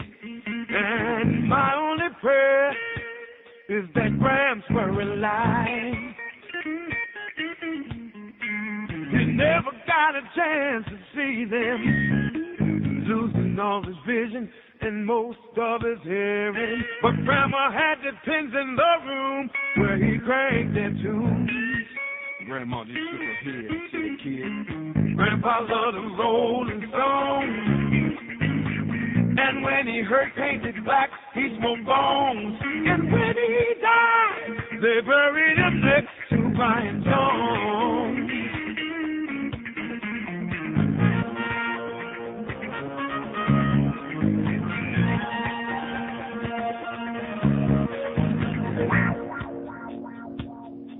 Hey, Grandma, is it true what they say, Keith? Stumbled in the mix today. It was stubborn fire. Grandma? Watched all going around town saying that Charlie Walt's 3 great-grandchildren are about to retire. Oh, that ain't nice. Heard some talk about Jagger getting some intensive care and roaming around a nursing home with Alzheimer's swing. Older than dirt, still wheelchair's the name of the tune. Oi! Grandpa loved the Rolling Stones. And when he played Satisfaction, he moaned. And when he died, they carved a big tongue on his headstone. Grandpa loved the Rolling Stones.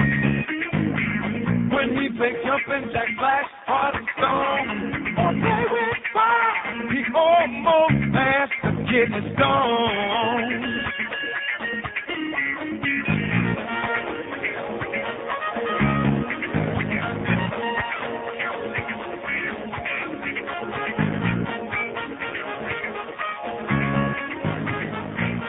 Trouble 3 at 560. I can just see some of these people taking their little kids up. You know, oh, here's OJ. Let's get his autograph, Tommy. You know, I mean, OJ did kill 2 people in cold blood, and he does do drugs, and he's a bad guy, and everybody hates him like poison. But once upon a time, he was a hell of a football player, Tommy.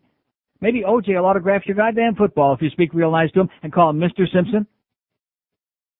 Excellent job, folks. You're really doing a great job. Let me say it again. Those of you assholes who were there on Friday, and anybody else who would ask O.J. Simpson for an autograph or even dignify him with your presence. Scumbags. That's a compliment, by the way. Scumbags. Here's a mobile in West Palm Beach. Hello. Hey, Neil. How you doing? Okay, sir. Well, what makes you sick about O.J. is you heard about that BS for over a year on TV and all that other stuff, right? Yeah, every time we think he goes away, they keep dragging him back. Yeah, and then he goes away for a couple of years, and he could go anywhere in the world, right? Where does he end up? Right here in our lap. He can't go anywhere in the world because nobody wants him. Well, in fact, the only one that seems to keep dragging him around and shoving it in our faces. Roy! That's what, they're attached at the hip, those two. Yeah, and he's got to land up in our lap, right? Yeah. Well, maybe he was looking for the murderer on the golf course. Okay, thanks. 567-0560, pound 560 on the AT&T wireless line. Here's a mobile in Miami Lakes. Hello. Hey, how you doing, Neil? Okay, sir. How you doing? I got a comment about OJ. Yeah. He should be banned from Florida and never allowed to step in here again. What do you think of that? Here's Hollywood. Hello. Neil. Yes, sir. Hey, you're fired up today, huh? Yes, I am. I got a story about you for Sam. Sam the limo man. Neil? I'm listening, sir. Okay, yeah. I called you before. I've called you a couple times. The last time I called you about Sam, I told you how he wants to go to that club Cameos on South Beach. Yeah. Well, one time, he used to have all the young girls taking their clothes off and all that stuff on stage. Uh-huh. But there's like a room upstairs, like I guess the DJ booth or something up there. Yeah, orgy room, yeah. Yeah, well, my friend, he won a Kind of contest. the QAM box at the Macarena. My friend won a contest there. Yeah. And he went up there to get the check or whatever it was that they were going to give him the money. And Sam was up there, I guess, with his girlfriend. Mm-hmm. My friend goes up there. He's a pretty big guy, he's good looking, I guess. And okay, great. 567-0560, pound 560 on the AT&T wireless line. Like I'm going to put that on the air, right? Pound 560 on the AT&T wireless line. Here's a mobile in North Miami. Hello. Hello, Neil. Yes. How are you, sir? Okay.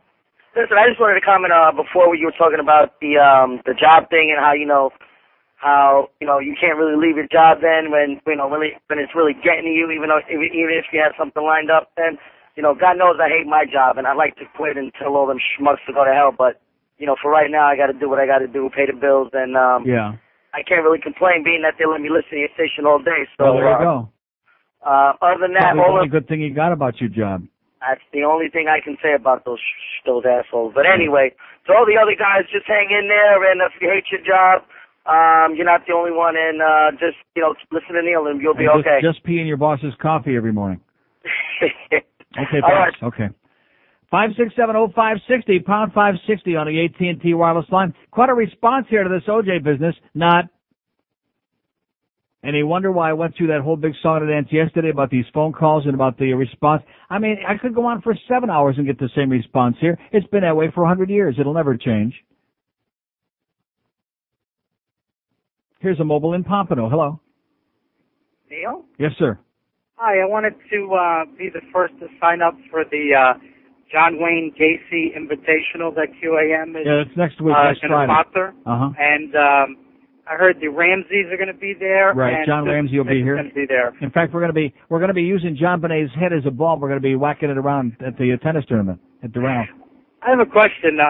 Do you think the same Colombian hit team killed John Bonet that killed Nicole Brown? Yeah. Nicole, yeah. Okay. Yeah, I think John Bonet had a bad drug problem. I think that was the problem. That was the deal. She made a bad deal.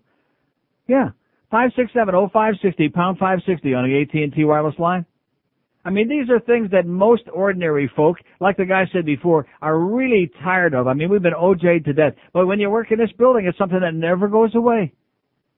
It's in the walls, it's in the ceiling, it's in the air conditioning, it's in the vents, it's in the air everywhere here. And by the way, we're just talking during the last break about how so many people are walking around here with their head down, like embarrassed and humiliated about all of this. Like, how could this have happened here?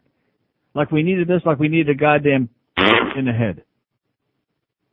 How many times have I told you they don't like prosperity here? Just when things are going the best, they start screwing up stuff like this. And this again is because you got a bunch of little children in the sandbox playing those games. Oh, we're going to show him. We'll bring him in anyway. We'll bring him in. We're going to show him. We'll really piss him off. Here's Fort Lauderdale. Hello. Good afternoon, Neil. Yes, sir. Neil, we were at the golf tournament on Friday. Yeah. We were kind of surprised to see OJ. We actually, thought like LP would be there and, like Teddy Hendricks, the old Miami player. But it seemed as though other people were shocked too. People were kind of looking around and like doing double take. Yeah. Saying, was it him? But we brought a couple of football helmets and balls and, I had him sign one. Why? Well, what's wrong with that? Why? Why do you want his autograph? Oh, it's not that I want it, but, we got LT, Hendricks. We take the OJ football. Did they murder anybody? Did who, LT? Yeah. I mean, he's a scumbag too, but did he murder anybody? Neil, if your autograph was worth anything, I'd get it too. In other words, it's a monetary thing. You have no values. The only thing you care about is how much is it worth. Is that what you're saying, sir? I collect memorabilia. Scumbag. Collect this, okay? Get a goddamn plate and have it for lunch. Scumbag. People like you, sir, make me nauseous, make me want to vomit. How much is it worth? I'll tell you what it's worth. That's what it's worth. A Zetzen Dreher, that's what it's worth, pal. You idiot. Took along a football helmet. Now let me ask you this. How could they have taken along one of his, a helmet that had anything to do with him, like a Bills or 49er? Well, what would be the point? Unless they knew he was going to be there, which nobody knew he was going to be there except on the inside here. Which is another thing that made it totally pointless, is it didn't help in any possible way to bring anybody out there, because number one, the thing was already sold out, and number two, nobody knew he was going to be there anyway. So what possible benefit could there be for this in a million years? None. Absolutely, positively none. Just a source of tremendous embarrassment, and Sam running around in the media getting this picture taken on Channel 10. Oh, it's me. Look, I'm a star. It's me. He's an asshole. Oh. Floridians, dumb as dirt.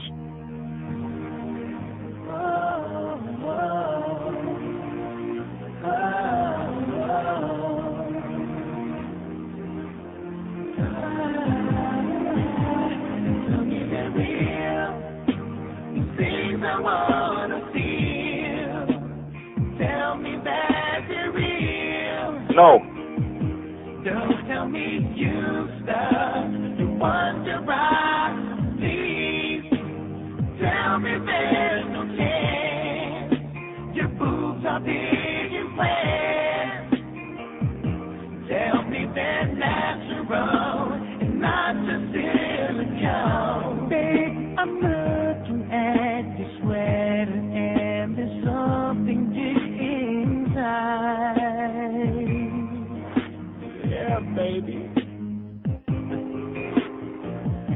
trying to move around, bouncing up and down. Just promise them, baby, that they didn't come from now. No, they didn't. I'll say it forgery. Did you get some surgery? I'll do a big cartwheel to find out that they're real. Because I don't want no plastic jobs. See, I don't mean to be a slob, but did you get a blue job? I don't mean to be rude. I wanna see your food. Some things I wanna see. Oh, this, I'm going to tell you something. This is, I can't do it. I cannot continue. Somebody just faxed me, and I wish I knew where the hell this was from.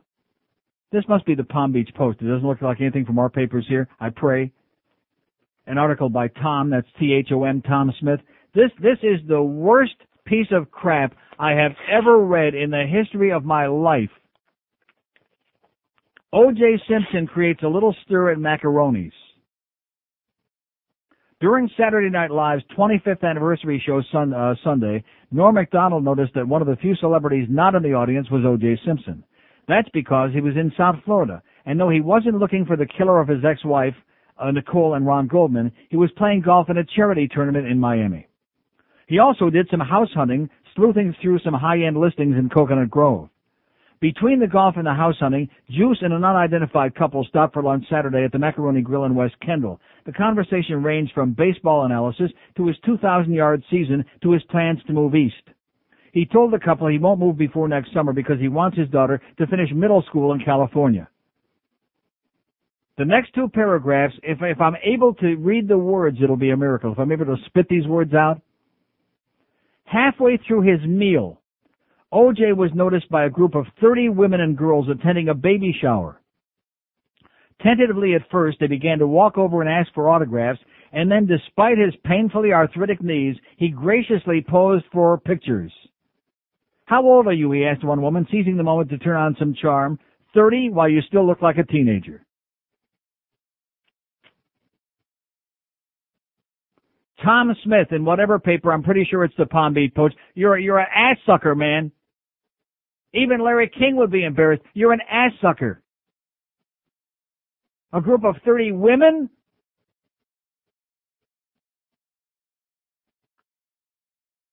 After he did this wonderful charitable thing for us, helping raise money for a charity where he wasn't wanted, by the way, where he was reviled and invited not to be.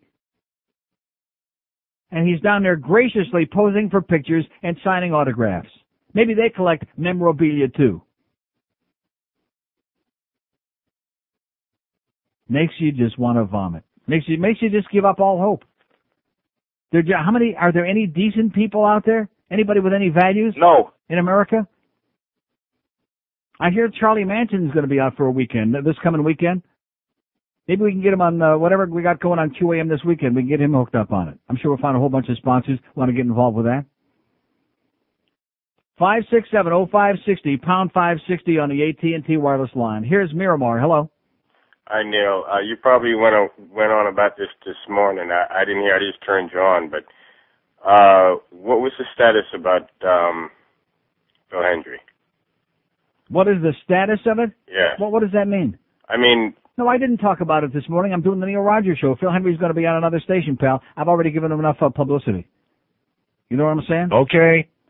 56705. See, this is what I'm talking about. The callers. You callers are as useless as teats on a bullfrog, man. You're as useless as Sam in our promotion department.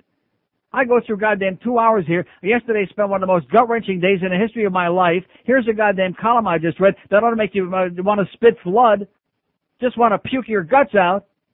And this guy wants to know if I can give Phil a little bit more goddamn promotion. Maybe tomorrow, pal. Not today. Here's a mobile in Fort Myers. Hello. Hi, Neil. You having a nice circus?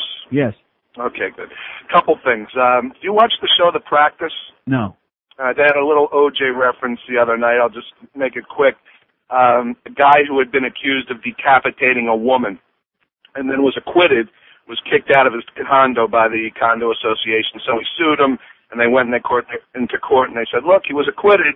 And the prosecutor stood up and said, "What's it mean that he was acquitted? That doesn't make him not guilty. Look at O.J." Yeah. There you go. Yeah. The other thing I wanted to say is Hank actually started me thinking about this yesterday when someone called in to say he got O.J. to sign. Yeah, I heard that. Okay. Mm-hmm. And then this guy with the memorabilia. And then these women at the Macaroni Grill in Kendall. Right. And at first I'm thinking, when Hank said yesterday, what's that glove worth? I thought, nothing. Right. Who would pay for that?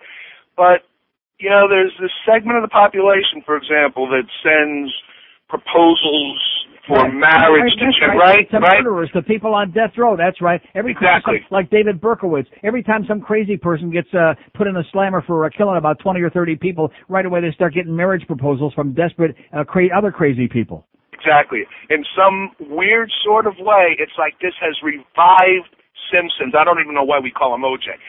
I don't. Why this has revived Simpsons' public persona.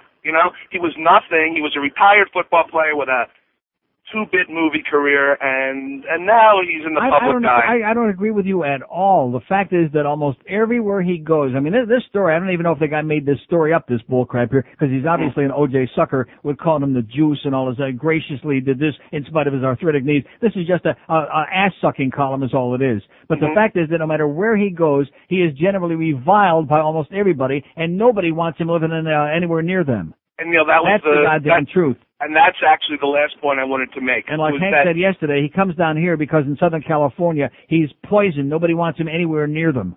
Mm-hmm. Right. And as I said, that's the last point I wanted to make, despite the fact that there is this sick segment of the population that seems fascinated by him, in my opinion, even more so now than prior to the murders. I think, is there hope for... Well, like you say, the majority of decent society, all of decent society, and I think the majority of society in general ostracizes this guy and sees him for what he is, which is nothing but a murderer. I hope so. Have a good Simchas Torah. And back to you. Bye. 567-0560, pound 560 on the AT&T wireless line. Happy Sukkot. I forgot about that. Let's go out in the Sukkah shack. Here's Miramar. Hello. Neil? Yes, sir. Hi. For WQAM to have invited to this golf tournament a known murderer, to me, is reprehensible. It is indecent. Especially when they agreed that they weren't going to do it in the first place. That's the worst part of it. And in that it shows a total lack of class and commitment to those decent individuals in the community. And it also shows a lack of respect for those of us who work here, who promoted this thing on a year and got behind it, and then they lied to us, telling us that he wasn't going to be there. That's one of the worst insults, a slap in my face and everybody else on this radio station. That was my next point. I feel for all of you because I am appalled, and I never call in shows. I listen all the time, but I am appalled that this has happened, and I am going to write to the local newspapers in this area, and I think, and I really feel strongly about this, that the Reed family should be associated and should be tied in with this whole thing, and maybe we can put the Simpson name next to the Reed name, because, I mean, this is just the most pathetic and this most disgraceful show of maybe it can be Beasley Simpson Reed. That's got kind of a ring to it. That's exactly Beasley, right. Simpson, I mean, it is really degrading for the idiots, the assholes, the morons, the lowlights who go up to O.J. Simpson and dignify his presence. To me, shows just basically... These people need to be put in a rubber room somewhere. I mean, this isn't just a question of, difference of opinion. These are people who have no principle. They're scumbags, just like he is. Neil, anyway, it's disgraceful. I'm totally I'm baffled by this, and my only comment to you is rise above it and tell QAM to go screw themselves. Okay, have a great day, and file that suit. Yeah, I demanded an apology the other day from some of the people around here, and they said... I will not give it to you. Yeah. The whole audience wants an apology. I will not give it to you. The goddamn sponsors were there. The goddamn people at Lago Mar want an apology. I will not give it to you. Right. You got about as much chance of getting an apology out of this outfit as you do a Larry paying back those people from 30, 40 years ago. 567-0560, pound 560 on the AT&T wireless line. So glad that he had a nice lunch down there in West Kendall. Too bad it had to be at a place that we like, at one of our fine sponsors, by the way. with an unidentified couple. I Right. wonder who that was. Oh, exactly. I wonder who they Roy! might have been. Huh? Isn't that what I said to you before? Wait till you hear this. The unidentified couple. I know who he must have been. Roy! I wonder who she might have been. That would sure be interesting to find out, wouldn't it? Uh-huh. Here's Pembroke Pines. Hello. Neil? Yes, sir. Neil, why is everybody so bitter about asking for this guy's autograph? Meaning what? Yeah, seeing the guy asking for his autograph.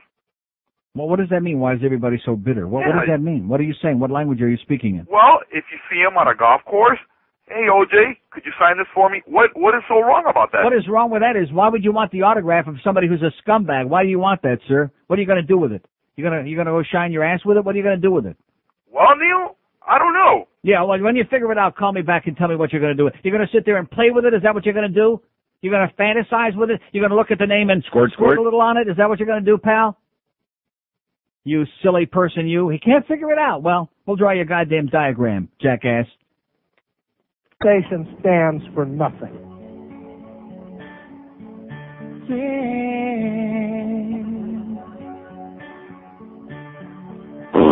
We dance like sissies, we sing like wussies, but we must tell you, we swear we're not gay.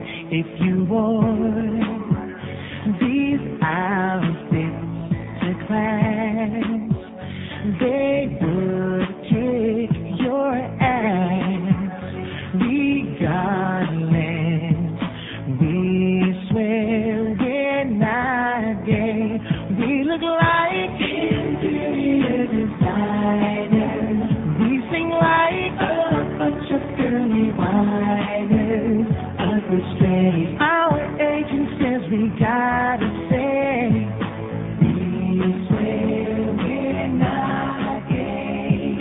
Our biggest fans are 12-year-old girls who think we're as cute as can be.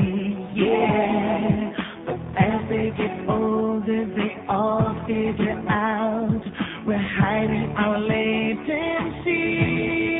Yes. One thing is for sure, we get manicures.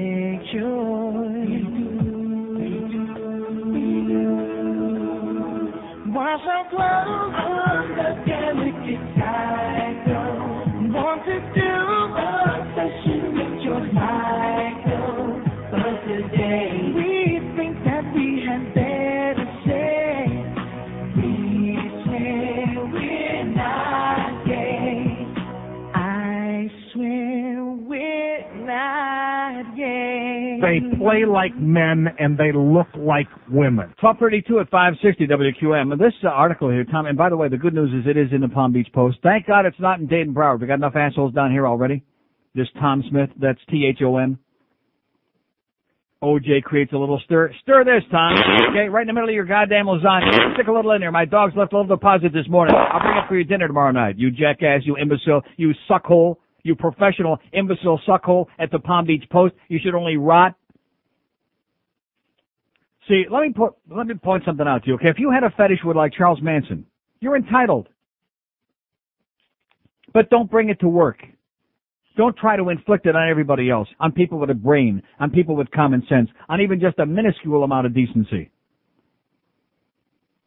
Just a minuscule. I'm not one of those people that sets myself, way the hell above everybody else. I'm as much of a pervert as anybody on a goddamn... But this idea that somehow we're going to suck up to an asshole because he once played a sport, even though we know exactly what... And the fact that women in a restaurant went to him for an autograph, and if I had one woman caller here today... No.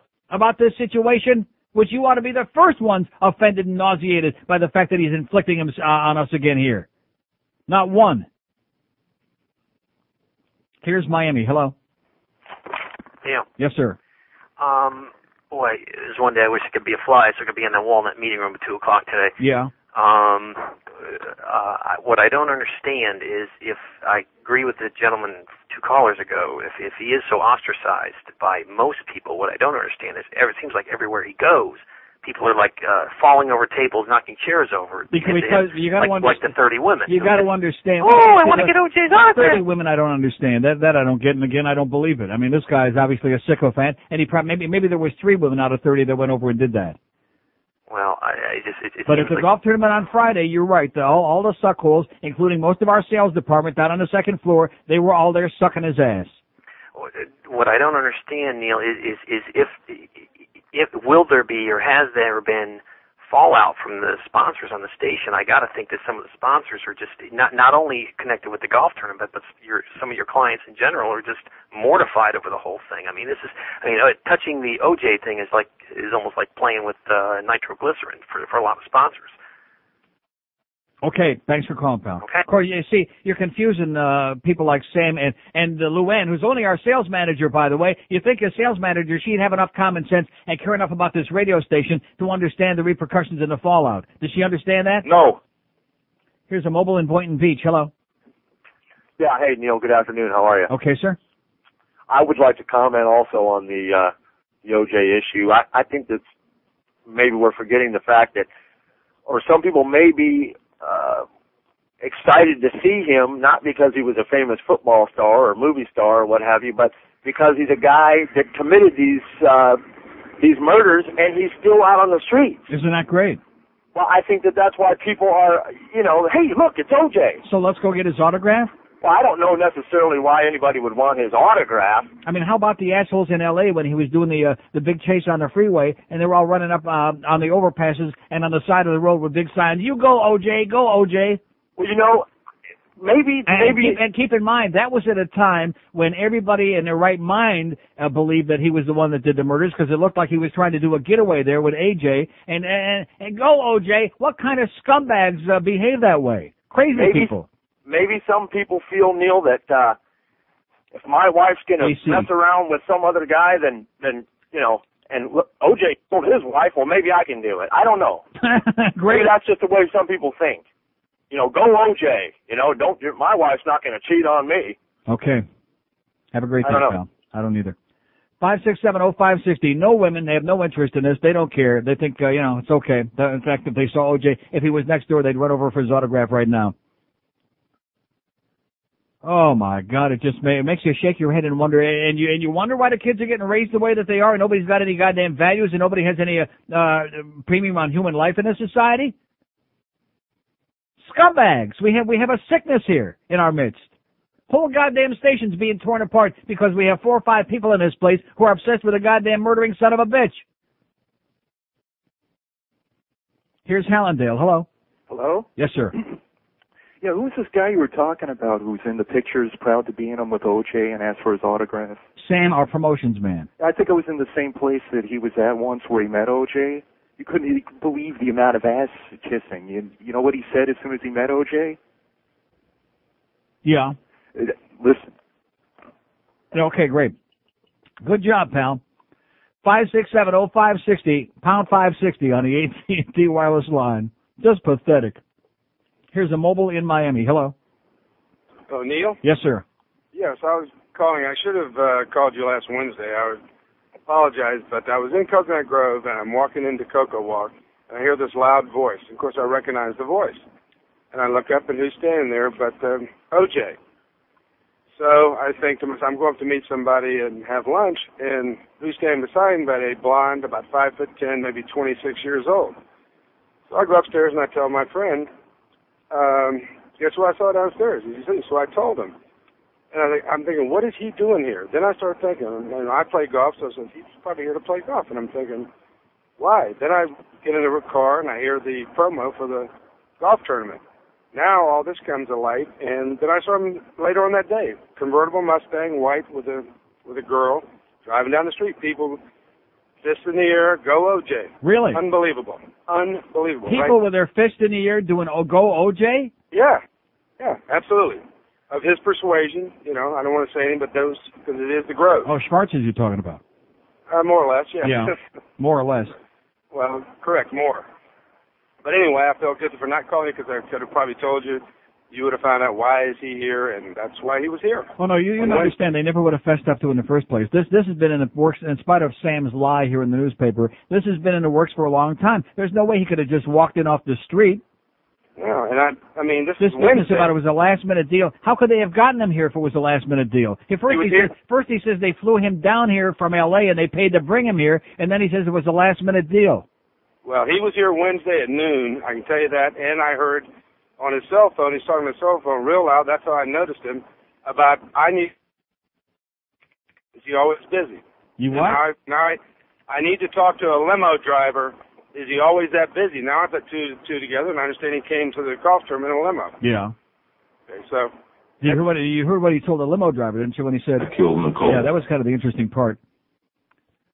567-0560, pound 560 on the AT&T wireless line. The plot keeps getting thicker and thicker, almost as thick as OJ's tongue. Almost, but not quite. Thanks to Brad and the people at Tony's, 193rd and Northwest 2nd Avenue for a great lunch. Some good pizzas today, which we're not eating the crust. I'm not anyway. Are you? Oh, you are. Well, that's right. You're not in the Atkins. By the way, anybody see the Atkins piece on Dateline last night? No. Pretty good, I thought. Except for that registered dietitian bitch who didn't know her ants from my elbow. Rectum. Enough of the sucking.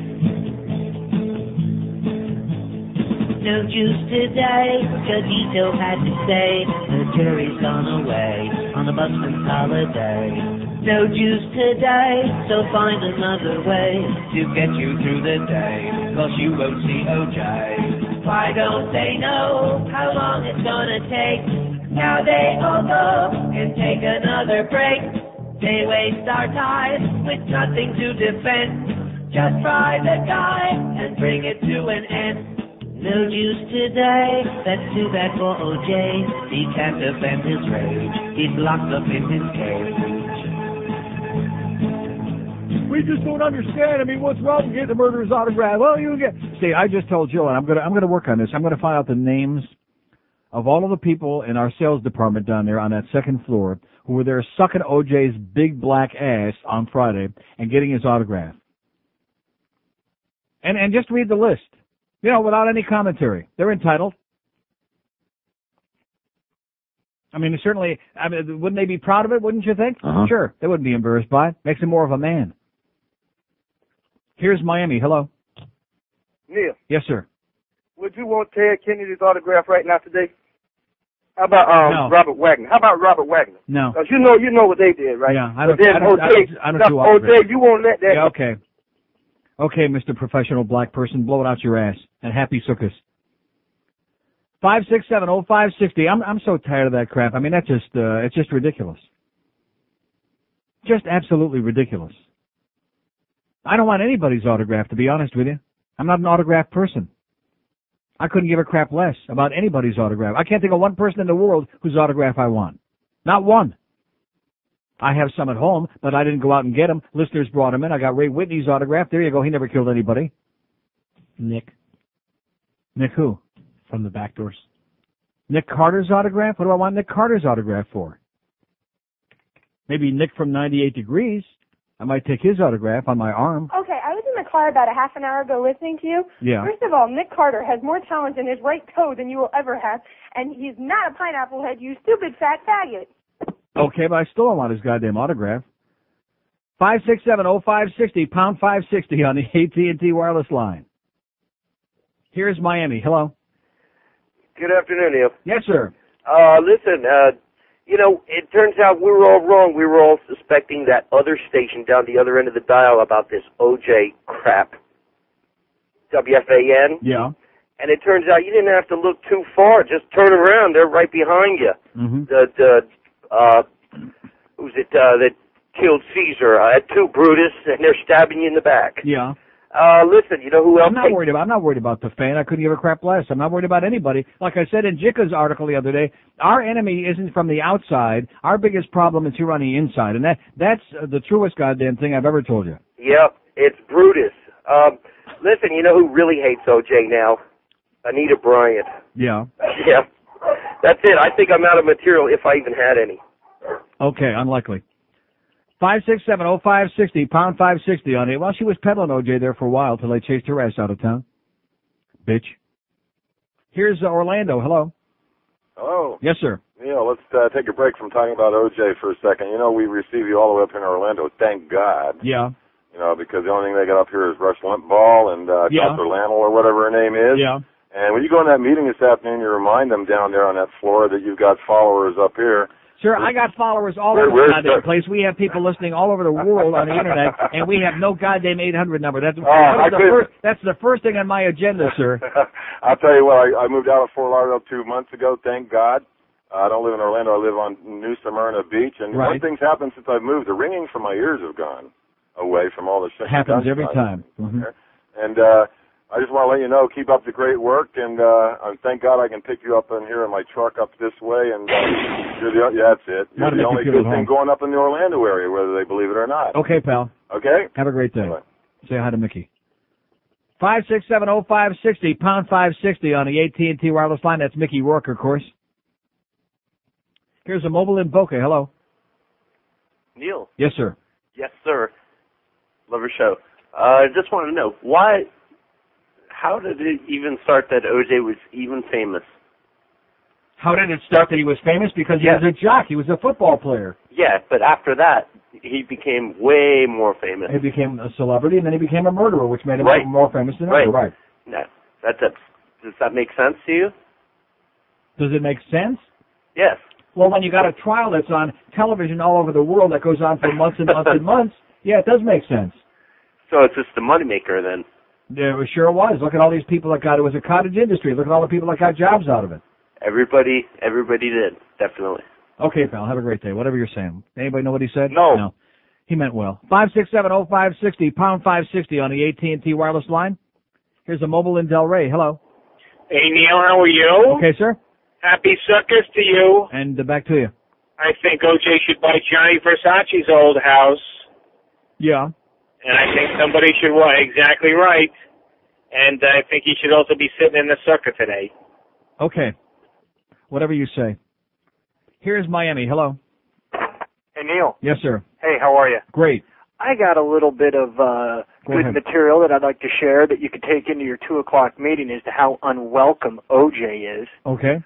I'm from Los Angeles originally, and I was unfortunately went to a Catholic school and elementary school out there, and some of his children were in that school, and he is no longer welcome at the church to practice his faith, whatever you may think about that. All right. And he's also a really avid golfer, and he used to be a member at the Riviera Country Club where they play the LA Open every year. Right. He is no longer welcome there. So why people would welcome him down here is beyond me. So just share that with whoever you want to share it with, and I'm out. Okay, thanks. Yeah, all over the world they don't want it, but unfortunately we got disease down here, so we have to have it inflicted on us. Especially, see, this is the worst part, when you have a specific conversation and you say, I'm not going to get involved, and my charity don't want to get involved, unless you assure me that this particular person, whoever it is, whether it's goddamn Ted Bundy, whether it's Charles Manson, whoever the hell it is, unless you assure me this person isn't involved. Okay, no problem, guaranteed. Okay, fine. Everybody, the morning guys, the worst team, I get on the air promoted. Hank is on air promoting it. Ed Kaplan, everybody on this radio station, apartheid. Were you reading the thing? Joe wasn't promoting it. But, well, see, there you lucked out. Oh, he's only got a goddamn hour show on Saturday. He don't have time to promote this crap. Plus, he's psychic. He was talking to Schvo Griffin about it. She said, don't do it, honey, don't do it. OJ going to be there. That's what she said. And then we got on here, and then they turn us into liars, okay? They're liars, so we should be liars too. Because if there's one thing that prevails in this joint, let me tell you right now, and you can take it to the bank and write it down on Wayne's rectum, okay? And that is that lying is a way of life in this place. I've never been surrounded by so many professional liars in all my life. I mean, everybody lies a little bit. But this place, like I said, it's like if you asked what time of day it was and they told you, you'd go find somebody with a watch to make sure. You'd look at the clock. If they told you it was raining, you'd run to the window to look outside just to verify it. Here's a lady in Mobile. Hello. Lady Mobile. Okay, great. Thank you. She said he's a piece of crap. There's our first lady caller, and she said crap on the air. There you go. But I think you got a good point, sweetheart. Now, the women just don't care about this. You know, he can go and murder his wife. And you see, most of the people who are really, well, not most sensible people, but especially women. After all, the wife beating and the brutal way that he killed his wife and et cetera and so on, most civilized women with a brain are just nauseated, appalled when they even hear the name. In fact, when they go to the supermarket, they only buy orange juice where the word is spelled out. If it says OJ, they immediately, just like with Dracula, where he held the cape up in the air, with the wolf bane and the cross, same thing. They just run away from it as soon as they see the goddamn initials. But then again, everybody's got initials now, right? You got AC and LT and OJ, and it's the American effing way, baby. It's the jock mentality way.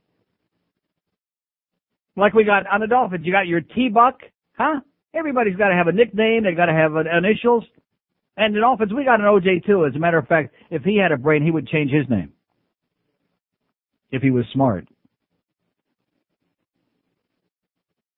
Where are we going? Am I missing something here, or am I just, here's a mobile in Miami. Hello? Neil. Yes, sir. How you doing? Okay. Listen, I was listening to your show about 5 minutes, and that chick called you some effing faggot or whatever. I don't appreciate that. And she said you had no talent. She's a piece of crap. Okay, thanks. Here's Miami Beach. Hello? Neil, Yes, sir. how are you? Great. Listen, I had an OJ sighting about a month ago in South Beach, and let me tell you something. All those stupid idiots that went up to him and asked him for his autograph, you couldn't believe how many people surrounded him. And I'm just kind of wondering. I thought he was out looking for the killer of his former wife, and I'm just wondering. He's doing it undercover. He figures if he makes enough friends, one of them will fess up to doing it.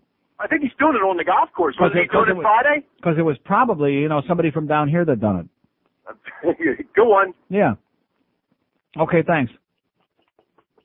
5670560, pound 560 on the AT&T wireless line. Too bad they didn't have OJ around when Sam had his bris, if he had one, although he's Venezuelan, so I doubt it. You know what I'm talking about? I bet she could have done a real good job. Of course, when you got a penis the size of a button mushroom, I guess it don't make too much difference, huh, Sam? 5670560, pound 560 on the AT&T wireless line. We're going to get the names of all the QAM salespeople, by the way, who were there sucking OJ's ass on Friday and put them on the air tomorrow. I might spend a whole hour just giving a list of names of assholes who want to place their lips on OJ's rectum after Roy gets out of the way.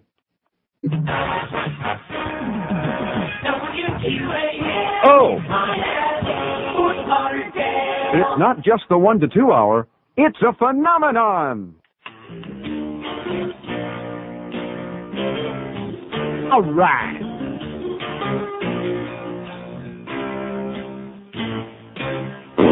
When this quarterback gets lonely, he likes receivers that are wide. Yes. Some people say that number 8 is gay. Okay. They say Troy loves the big brown eye. Aikman. He goes down on his knees, Aikman. His guys he likes to please, Aikman. He loves to slap cowboys on their behind. Rectum. He's got a spotless reputation. America's team is world-renowned. But is Troy gay? I've heard some people say. In the huddle he goes down. Yes. Aikman. He goes down on his knees, Aikman. I can some balls to squeeze, Aikman. Don't flip him 'cause he likes it from behind. Minute after 1 at 560 WQAM. We got the Hank Goldberg Show from Cool City coming up at 2 this afternoon. And then all that baseball stuff. Thank God. 5 more to go. Am I right about that? Only 5 more Marlin games to go. 5 more to go, and then it's over. Thank God. God, it's going to feel so much better when we finally get that over. Here's Coral Springs. Hello. Hey, how you doing? Okay, sir. I finally got the lowdown as to why OJ was there. Yeah. It's because Lyle and Eric Menendez weren't available. Yeah. They were busy getting their wigs redone. Yeah, definitely. Uh-huh. Neil, all I can say is the morons that run that station there do not deserve you. I know that. I listened to the show They don't yesterday. deserve me. They don't deserve Hank. I'll tell you that. I I was can't just speak gonna for say. anybody else, but I'll tell you that right now. I listened to the show yesterday with you and Hank, and I found it very, very entertaining as always. And it's too bad they can't get you on in the morning to help the worst team, Yeah, no thanks. because those guys really bite big time. Yeah, that's what I hear. That's the rumor. Okay, have a great day, pal. Hey, listen, I mean, how could you get as big as Depot unless you're biting something? 5-6, maybe it's only a salami sandwich. 567-0560, pound 560 on the AT&T wireless line. Hey, so they had a bad trend, okay? I mean, everybody gets a downtrend. Although, you know, it wasn't just a downtrend. It was a really bad trend. You know what I'm saying? Like almost 50% of the audience just vanished in 1 month. Wow! I'd be a little bit concerned. You know what I'm saying? Not that I want to get anybody nervous, but maybe it's all those spots, you know? Maybe it's all those goddamn spots. I mean, how could anybody? It's like an endurance contest. It's an endurance contest for the talent. It's an endurance contest for the listeners, and certainly for the callers. God. So let's see if we'll get you to hold through like 4 13-minute breaks and about a 5-minute commentary and then a couple of sports updates, and let's see if you're still there and you're still alive. Here's Dania Beach. Hello. Hey, Neil. Yes, sir. You know, it seems like to me with all this OJ and his sightings and all, why don't we all get together and block traffic? Yeah, that's a good idea. Excellent idea. Every time people get pissed off, see, they're learning from the Cubans now, man. Every time we get another ethnic group pissed off in this town, they go out there and block traffic. So we don't have to wait for ethnic groups to do it. Let's all us white folk go out there and do Right. it. Otherwise, you know, then we can keep emergency vehicles from getting to their destination. Right. And can I call someone a douchebag? Yeah. All done with that as of yesterday, pal. All done. Call him up and tell me he's an asshole. 567-0560. Boy, nice move there, Neil, I'll tell you. Pete Bolger, he's over there. Oh, yeah, we're going to get you. No, you're not. No, you're not. You're an asshole, Pete. You're a moron. Everybody all over town is laughing at you with this goddamn lineup. In fact, I might read it on the air again tomorrow, give you some more free publicity. How about that? Oh! 0.9 there, huh? Afternoon drive, 50,000 watts, and they signed her up again. They're bringing her back. She's part of that great new fall lineup for Stupid Talk. Man, pretty sad. Very, very, very, very sad. You talk about a guy that's got to have naked pictures. I bet she's got naked pictures of Rana Wolf with a goddamn werewolf. Where do you think she got that name? And it went from Mike Wolf. And by the way, speaking of Mike Wolf, great newsman, Mike. I worked with an INZ. Hell of a newsman, a good guy. But God, forget the weak humor there on Rick and Suds in the morning. You ever heard that? Mike Wolf trying to do the funny news at the top of the hour. Oh, God, please, stop. 567-0560, pound 560 on the AT&T line. Here's a mobile in Palm Beach. Hello. Hey, Neil, how you doing? Great. I know why OJ's in town. Jimmy's going to sign him with all the other bunch You know of, something? With what happened with Underwood yesterday over the weekend, that's a good point. Demetrius, yeah. All the fugitives he's got on that team, OJ's a perfect example. Yeah. Bring it back. Okay, thanks. We'll get those knees all straightened out. A little cortisone here and there. A little shot of this, a little shot of that, little shot of that. 567-0560, pound 560 on the AT&T wireless line, huh? Here's Miami. Hello. Neil. Yes, sir. Do you think OJ can sign a set of Ginsu knives for me? Let's do Pompano. Hello. That wasn't too bad. Yeah, that was really great. Yeah. Whatever. Listen, the only thing worse than having Brooke on there would be if they put Joe Zagacki on. Yeah. Joe Zagacki sucks. Okay. Listen, one thing you mentioned something a couple of minutes ago about about having OJ on the Dolphins. There already are two guys named OJ on the Dolphins. You got OJ McDuffie and you got OJ the linebacker. I can't think of his last name now, Bergans or something like that. Oh yeah. But listen, we got two JJs too. Yeah, I know. Well, like the other callers said, one is really special and the other one is not so special. Listen, there's one article I wanted to ask you about in this past Sunday's paper, the front page of the local section, our own little Nazi down here. This guy, Ken Jenny, is vowing that all of Broward County is going to be under the BSO. Did you see that article? Well, of course. You got to. Isn't that what Hitler did? It's just ridiculous. I mean, this guy's trying to make Ken Jenny said he's annexing the Sudetenland this weekend, is what he said. Yeah, they just took over up here in Pompano, and they said, well, we're going to save you $7 million over 5 years or something like that. I was for let's do it for 2 years, see how it works out, and then sign for a long term. I know one of the commissioners, but they said, oh, the guy's just a real hard sell guy, and his plan to take over all of Broward County, and then he's just going to run for Broward County mayor when they do this. I mean, right. No, he's not. 567-0560, pound 560 on the AT&T wireless line.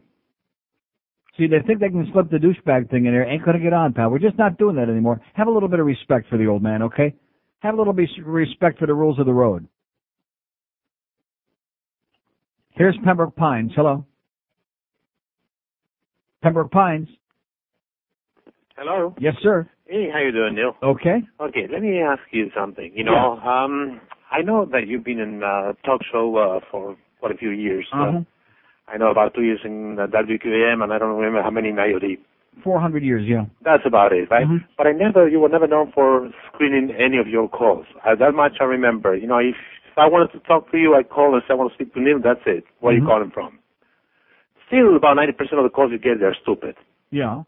Now, if you call hangovers, they screen those calls like there's no end to it, right? Yeah. What are you calling for? What are you going to talk about it? And what do you want to say about what you want to say? Right. And he's still 95% of the calls he gets are stupid. Right. That's right.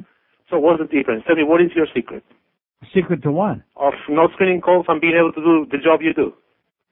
Hey, which I mean is a good job, huh? The last 2 days, I'm proving to you that the calls suck, pal. I mean, that's why I'm talking more and listening to less calls. The callers blow.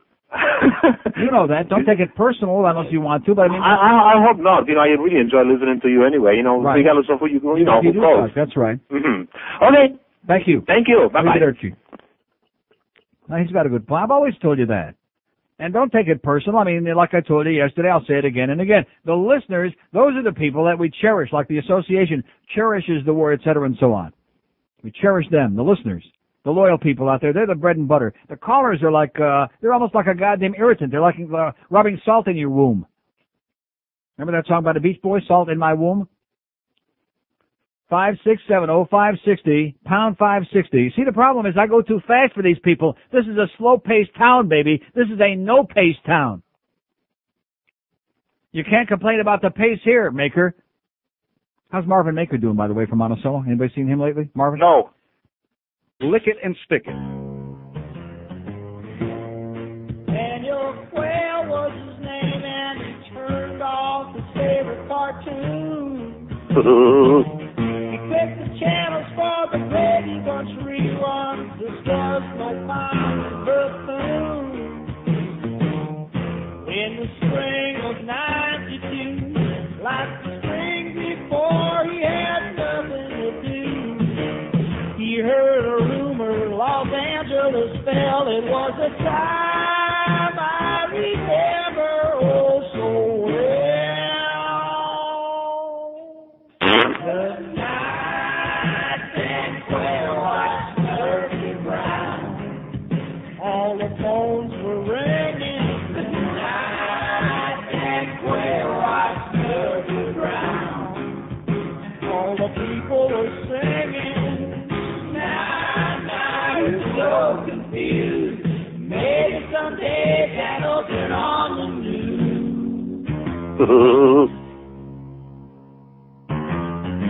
Old Murphy Brown was a dangerous gal, though she lived in RTV. Had a child out of wedlock, this blue dance reality. Wondering if Bozo the Clown had a hand in bringing the economy down. Bert and Ernie now have to explain when did Big Bird become an agent for Saddam Hussein.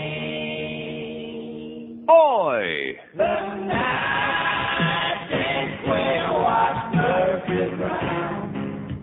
All the phones were ringing. The night Quayle watched Murphy Brown. Fitzwater singing, George, it'll blow over soon. But maybe for now, Dan should stick to cartoons. I would think anybody can afford to buy their own dildos if they're making that much cash, you know what I'm saying? 116 at 560 WQAM. I'm just thinking about that, you know? Why do we want to share our dildos with the guys that are stealing that much money out of this place? You know what I'm saying? Roy! Here's a mobile in Miami. Hello. Hello? Yes, sir. Neil. Yes, I am. Listen, you know that you just played that thing there of Roy and I'm listening to all the stuff. Roy! Yeah. You know that he's using that in one of his commercials to promote something for him? Yes, I do. It's bad enough he stabs you in the back, but then he has to use your stuff or something for him? Of course. Well, listen, it takes up time for me stumbling over his own tongue. Tell you what, man, it takes a lot of balls. Okay. All right, man, take it easy. Dwayne Stomp of commercials, by the way. I don't want to say who told me, but when he does a spot, it takes 75 retakes, and they have to patch it together with LePage's glue. You know who I'm talking about? Roy! Hey, he'll be great on the air down there on the fan. 567-0560, pound 560 on the AT&T wireless line. Here's a mobile in Miami. Hello. Yeah, Neil. Yes, sir. I just want to know, does Wayne think he can buy everything in the state of Florida? Because today they're voting at the City of Miami Commission meeting to create a monopoly, giving all the garbage service to his new company. And I'm curious how far he thinks he can take these monopolies throughout the state. As far as they'll let him, man. How do you get people to stop this? I mean, it's going to screw up everybody.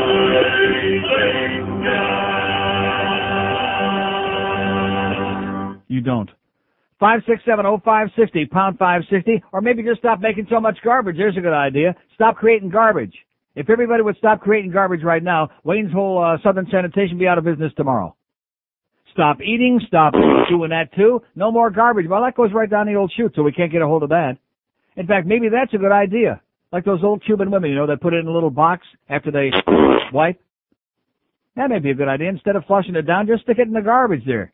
And maybe all the garbage people will go out on strike. They'll be swooning all over the place. Like back when Channel 4 was doing those damn colorectal exams through the mail that time, and the postal men were like swooning from it. And they said, maybe not such a good idea. Kind of a crappy idea. They had a little leakage problem. 567-0560, pound 560 on the AT&T wireless line. I mean, when you think of garbage, don't you always think of Wayne? Uh-huh. Here's a lady mobile in Davie. Hello. Hi, Neil. Yes, ma'am. I think that the reason why O.J. Simpson's here in Florida is because he probably was the guy that slashed Underwood in Michigan, and he's down here trying to get a spot in the Dolphins. Come down here from Lansing to take the job, yeah. Yeah. Okay, thanks, sweetheart. Whatever you say. Uh-huh. You believe that? Huh? 567-0560, pound 560. Hey, they're out there, baby. I'm telling you, that's the callers, man. They're not outraged. Everything's a big frickin' joke. There's no outrage. There's no goddamn sense of shame. By the way, Carol says that if she saw him in the street, she would run him down. Nice going there, Carol. We'll try to arrange it. He's slow. He's got those arthritic knees. But you ought to see him move when you hit the gas. Yeah, a lot of faxes here, and of course the people on the faxes, they know what it's all about. Here's Boca. Hello. Hey, Neil, how are you? Okay, sir. Hey, listen. 567-0560, pound 560 on the AT&T wireless line. You're so old and you're so tired with your AIDS lines and with your Bill Tanner lines. You're so boring and you're so pathetic. Why don't you go over there to, the West Coast? They're having a problem with their sheriff over there. Go over and join him, okay? And maybe you can hang out with Freddie Phelps over in Topeka, Kansas, too, while you're at it. Asshole. Faggot. 567-0560, pound 560 on the AT&T wireless line. See, one thing I've discovered, and you can take this to the bank and make a big deposit with it, and that is that people who are obsessed with sexual, whatever anybody else is doing, especially with homosexuality, those people are the closet cases. Every single time, no exceptions, make no mistake about it. Here's West Palm Beach. Hello. Hey, Neil, how you doing? Okay, sir. I can see this town's in a frenzy about the upcoming hockey season. Oh, yeah, they couldn't care less. Hey, I got a And you know something? Who could blame them? I know. What kind of a job have they done in promoting the upcoming hockey season? Have you seen a TV spot for the season? I haven't. I haven't either. Haven't seen crap. I know. But I got a take funny that back. story. I did see Denise Potvin, so I have seen crap. I'm sorry. I'm doing a fantasy hockey team, and I was picking my Why? winner. Well, just for the hell of it. Why? It's not a fantasy hockey team? Yeah, you don't have to pay. Oh. So I'm not wasting money, at least. But anyway, the last winner on the whole list of the lowest wings was Chrissy Wells. Yeah. So I thought you'd like that. Well, the paper says that we got to keep him. He's terrible. I mean, in this waiver draft that they had yesterday, Lonnie Bohannes from the Leafs wasn't protected, and Derek King, although they don't want to pay his money. But I'll take Lonnie Bohannes as a forward any day over Christina Wells. Oh, yeah. What a commentary. He's the only guy that can win any faceoff, so we better keep him. Yeah, maybe we should get Garpenloff back. Maybe now, he also wasn't protected. He was also exposed for the waiver draft. That's how much they think him in Atlanta. Yeah. All right, Good luck to us, pal. We'll need it. There's no interest whatsoever. None. Zero zippity-doo-dah. I heard Sean Burke on with the worst team this morning. Good job for us last year, Sean. Keep it up, sweetheart. You'll need a lot of work this year. It's going to be really brutal. 567-0560, pound 560 on the AT&T line. Here's Miami. Hello. Hello, Neil. Yes, sir. Neil, did you see the Miami Herald? Unfortunately, we have to see it here in Miami. That Mayor Penis got his deal approved by the government for the transportation. We didn't have to pinch in that penny tax. Yeah. He wanted to nail us with. Mm-hmm. Just wanted to let you. Okay, thanks for the good news. Nice going there, Mayor Pinga.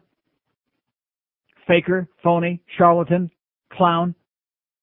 567-0560, pound 560 on the AT&T wireless line. Here's a mobile in Miami. Hello. Hey, Neil. Yes, sir.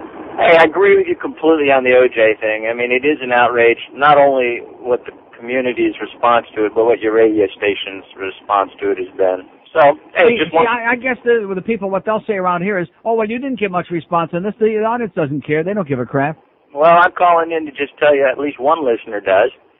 So, hey, and I got one other question for you. I love that Backstreet spoof. Do you have your spoofs on a website or anything like that? Because I'd love to listen to it. No, but on the best of, they'll be at Specs starting Friday. Best of Cool. Neil. Cool. And that's on there, too, by the way. Great. Thanks. Okay, have a great day. 567-0560, pound 560 on the AT&T line. You know something? I could talk like for 3 hours and 45 minutes every day and still have to go through the same exercise. That's how weak the call-in audience is in this town. Weak. I mean, tragic. Pathetic. Here's a mobile in Kendall. Hello. Hey, Neil. How you doing? Okay, sir. I don't know if you got a chance to hear that Sheriff McBigot from this morning. He was on the Today I Show. want to tell you something. I've had 6,000 faxes about the sheriff over there on the West Coast. We got our own situation going on over here. Nobody here cares about the sheriff over there on the West Coast, okay? With all due respect to my listeners over there in Fort Myers, nobody here cares about that. We got our own fascist up here in Broward County, and we got our own other things that I've talked here for 2.5 hours about today, and I got 700 copies of the same faxes on the machine here. Wasted 90% of the paper I put in the goddamn fax machine fresh this morning. Nobody here cares. We don't even know who that is. 567-0560, pound 560 on the AT&T wireless line. What's it all about? Here's a mobile in Fort Lauderdale. Hello. Neil. Yes, sir. I got one thing to say, really, that makes me nervous just for your safety. I mean, if you beat O.J. Simpson in the ratings just horribly like you're going to, obviously, Well, he's going to come after you in the tonight. ratings? What are you talking about? I mean, if he was on your radio station, you're planning on... He's not going to be on our radio station, sir. Well, that's good, because I would hate for him to get upset and come after you with the night. That would be like the end all. Yeah. We already know he has a propensity towards violence. Okay, thanks. Thanks for the bulletin. Thanks for the warning, sir. He has a tendency toward violence. Anybody agree with that? Tendency toward violence. In fact, wasn't that what they said about Sollozzo in Godfather 1? He's good with a knife. Remember that? Yeah, he's good with a knife. Here's a mobile in Hollywood. Hello. Hello there. Yes, sir. Last summer, when I was in Southern California, they had a bumper sticker for sale. It said, "Go, OJ, go." I bought one. I put it on my front bumper. See ya. Okay. Pretty weak. Yeah, pretty weak. 567-0560, pound 560 on the AT. Like I said, he's got those arthritic knees. Give him a handicap, will you? Nobody repulses you more. Hi, Felicia. Gee, I love your dress, and your hair looks so shiny and manageable. Are you still shampooing with Head and Shoulders? Gosh, Chick, I stopped using Head and Shoulders a long time ago. I mean, honestly, who grows hair on their shoulders anyway? Yeah, right. So, what are you using now? Well, it's like Head and Shoulders, only without all those additives. It's just called Head. Let's tell them about it, girls. If you're tired of your old shampoo, frustrated and feeling blue, just remember what I said, you'll feel better if you get some head. Wow! Where can I get head? Lots of places, chick. You can stop by my place later, and I'll be happy to give you some head. In 15 minutes, I'll have you shampooed, styled, and blown dry. Gee, you don't miss a lick, do you? Head sounds great, but is it expensive? Not at all, chick. My brother says there are places downtown where you can get head for less than $10. Golly, at that price, everyone should be getting head. That's right, chick. When you say head, you said a mouthful. Hi, I'm Dr. Raymond Filatia from Brigamall Industries, here to tell you why you should get head. First, it lubricates each limp hair follicle, leaving an erect, glistening shaft. Then the scalp's natural oils are sucked out of the root, leaving your hair soft, shiny, and exhausted. Nothing does the job like head. Great! Can I get head from my hairdresser, Bruce? Probably, but you might want to try your girlfriend first. Go out and get some head today. Yeah, yeah, a little squirt goes a long, long way. Yeah, yeah, you'll look better and you'll feel terrific. Yeah, yeah, when you get head, you're a lucky stiff. Want hair with lots of volume? Nothing gets it up like head. Available at a price you won't find hard to swallow, and it's going down every day. Honey, we're out of shampoo. Can you go out and get some head? What did you say? I said I want you to go out and get head. Oh, thank you, sweet Jesus. I'm going downtown. And head makes a great holiday gift. Last Christmas, my wife gave me some head. Then I gave her a pearl necklace. I've never seen her so choked up. My girlfriend used to give me head, and then we got married. Now I'm lucky if I get Jergens lotion and a National Geographic. Once you start, you won't want to stop. Head feels so good, you might blow your top. Give head in the shower, you'll want to come. Give head. If you're tired of your old shampoo, frustrated and feeling blue, just remember what I said. You'll feel better if you get some head. You'll feel better if you get some head. Oh, yeah. Oh, God. Head shampoo. Come on, give it a shot. My hair looks great. Use a nap. 133 is 560 WQAM. 5670560 pound 560 on the AT&T wireless line. Here's Miami Lakes. Hello. Hi, Neil. Yes, sir. I'm a long-time admirer of your show, but I beg to differ with that one caller that was praising the combination of you and Hank. I don't think it will ever get better than when you and Phil were teamed up together. Yeah. That was a pivotal moment in all our lives, I think. Well, you know, it's interesting. Somebody said to me this morning that if Pete Bolger were smart, which he's not, he would have put the Phil replays on like from 2 to 5. Exactly. Like after my show. But, of course, he's not smart, so he didn't do it. It would be, that would be asking too much. Yeah. Comment on Mr. Underwood. I think it's easy Mr. Underwood? Mm-hmm. I think it's easy to dismiss him as a pathetic flake, but when you come to think of how his mom and his grandmother has beaten into his empty head that all his life that football is the devil, you know? Yeah. That's maybe he can be felt sorry. Yeah, well, it for was that cult, you know, it was that awful cult that done it. Yep. Okay, pal. Okay. See ya. 5670560 pound 560. Nice going there, Jimmy. We could be special, and don't come no more special than Demetrius. I'll tell you that. Here's the mobile in Fort Lauderdale. Hello. Did Demetrius Underwood stab himself? Did he stab himself? Yeah. No, the dog done it. Yes, he did stab himself, sir. It was an attempted suicide. Oh my God. And like I said, if OJ would have been there, they got the job done right. Well, I was going to ask about that. Yeah, okay. There you go. Psychic. 5670560 pound 560 on the AT&T wireless line. Of course, I already said that about 5 or 6 times today, but they can't be listening all 4 hours for Christ's sake, can they? No. Here's Plantation. Hello. Plantation.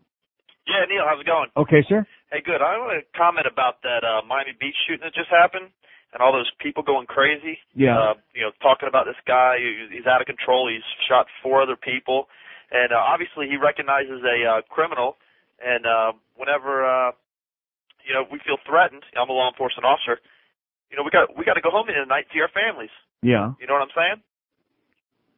What's your comment on how they're acting down there? how they're reacting is insane, unacceptable. And like I said earlier, every time somebody gets pissed off about something in this town, they want, it's one thing if you get a permit and you go and protest in front of City Hall, in front of the police station, in front of the Coast Guard headquarters, but keep disrupting the whole goddamn town. It's unacceptable.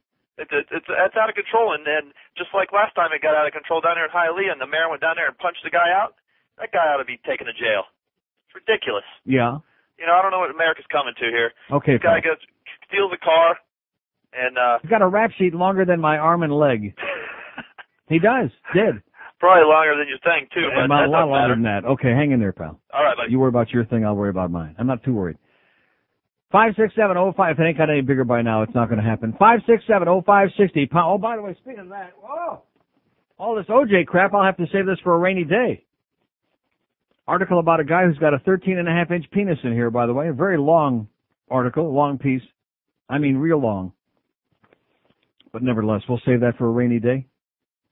Here's a mobile in Pembroke Pines. Hello. Hello, Neil. Yes, sir. Hey, buddy, how you doing? Okay. I think if I'd have been at that golf tournament, maybe I'd ask OJ for a fingerprint or something, just instead of his autograph. Yeah, can I have your thumbprint on this, OJ? There, now you're talking. Hey, a couple of weeks ago in the Sun Sentinel, they said that the Panthers were shopping Paulie Laws around. Was there any validity to that, or are they trying to get rid of him or something? Or not if they got any brains, they're not. What do they want to do that for? I don't know. There was a small paragraph at the bottom of the page, and they were trying to get rid of a few people who were shopping them around, and I was just curious. Yeah, the latest rumor I heard is they were going to trade for Kevin Hatcher. I'm trying to think of who the hell they were going to get rid of, which I can't think of at the moment. But nothing's happening. They're not. It's like they're frozen and they're in suspended animation. Nothing is happening. Okay. Different note. Hey, do you use Rain-X on your windshield, Neil? No. No. They sell some stuff at Walmart. It's got the Rain-X built into the windshield washer fluid. It's great. Okay. You're gonna love it, baby. Thanks. Later. Okay. And you can also stick a little in your rectum. Well, it's late in the show, yeah. I don't want to reach that far. 5670560 If you could only see Joe Costello today, man. You look like you're just ready to go into a coma.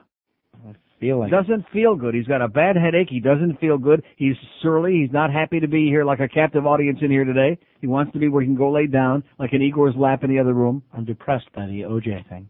Yeah, right. What are you depressed about? You know what a bunch of airheads you work with around here. What you're depressed about is all the money that you can't get out of this place. That's where, yeah. Now he's nodding his head, yeah. $60,000 to do what? Fill in the blank. What is it that you're doing here, Roy? Somebody would like to know, besides screwing up our golf tournament, besides trying to embarrass and humiliate the rest of us. What is it that you're doing here, my friend? Roy! Come on, we'd like to know. This ex-jock thing, Howard Cosell had his thumb right on it, baby. The jockocracy are destroying every goddamn thing in America. Everything. I bet you sooner or later they'll probably get their finger in the fish food, too. They'll probably screw that up. You watch. Get your head out of the tank, Roy. You're acting silly. I have just tasted your snapper. Are you an a-hole? How about a mother effer? You can be when you attend the Euphemistic Profanity Seminar, coming to a Ramada Inn at an airport near you. That's where a euphemistic profanity instructor will show you how to use cartoon expletives in place of the words you really want to say. For example, an outburst like this might prove embarrassing. Hey, Greg, don't step on that rake! Holy you But after just one seminar with a euphemistic profanity instructor, the scene can completely change. Hey, Greg, don't step on that rake! Ow, mother, father, cheese and crackers! You cork-soaking son of a booger! Better? You bet. You see, the system of euphemistic profanity is easy to learn because it's been perfected over thousands of years and used by the world's most virtuous people. Hey, buongiorno, your holiness. Please watch your staff, or we just had it the Vatican floor last over here. Bless you, my son. Friggin' pussy-footing mother, hooper beat sucking aspartame chicken hedgehog fire ants, mother. So what are you waiting for, you mother effer? Don't let embarrassing use of profanity rip you a new a-hole. Sign up for a seminar in euphemistic profanity and you'll say, Fucking ship the sore thumb of a beached whale. Thank you. 143 at 560 WQAM, the Hank Goldberg Show at Cool City coming up at 2. Where do we be going? We're going to Miami. Hello. I am. Yes, sir. Hey, how's Howard doing in the morning? How is he doing? Oh, I didn't look at that. One moment, please. Okay. 2554, wacky. Oh, it must have been a real heavy ethnic. Oh, no, I'm not on the first. I'm on the page with the worst team. I'm sorry about that. Oh, Radio Amor, another spick station, is number 1 with a 7.6, 2554. Howard's number 2 with a 7.4, same as last trend. Okay. Hey, that bit, Head and Shoulders, even with the phony laugh track, was not even funny. You agree with me, right? No, I don't. Oh, come on, man. Bob and Tom, who, by the way, blow Howard away, but nevertheless, blow this. Head and Shoulders bit is not funny? Man, you're pathetic. Another Julio, what do you expect? Probably listening to Radio Amor. 567-0560, pound 560 on the AT&T wireless line. There's more humor in 5 minutes of the Bob. In fact, there's more humor in one good Bob and Tom comedy bit than in any of 5 Howard shows put together. If you took sex and dykes out of Howard's show, what do you got left? What do you got left? Here's Miami Lakes. Hello. Hey, Neil, how are you, sir? Okay, sir. Good.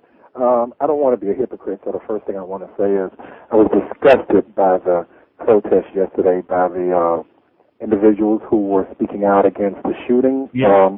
I called you when the members of the Latin community went out and protested. Yeah. And I'm a black man, and I'm going to call you when the Coons go out and do it, right? I wouldn't say it like that. Being a black man, of when course, the Sparks say it go out like and do that. that. Well, No, but you know what, Neil? If it's wrong, it's wrong. Yeah. Because first of all, we don't know yet whether or not the shooting was justified. There has to be an investigation. And to go out and disrupt people's lives, that's as bad as it was. Well, this has become, a fashionable thing down here. That is, every time, there's some scumbag that commits some horrendous crime, right away everybody pretends that they were there and they know the circumstances. And in this case, they don't. And when you look, like I said to the cop that called, this guy's rap sheet, this guy was obviously a real piece of crap. Yeah, but wait, you ready for the kicker, though, Neil? The guy who led yesterday's protest, the Bishop or Reverend Victor Curry, yeah, he's the same one who sat down and buddied up O.J. last year when he came down into town. Oh. You know, my God, they own a radio station. I won't say the call letters, but he owns Why not? WMBM.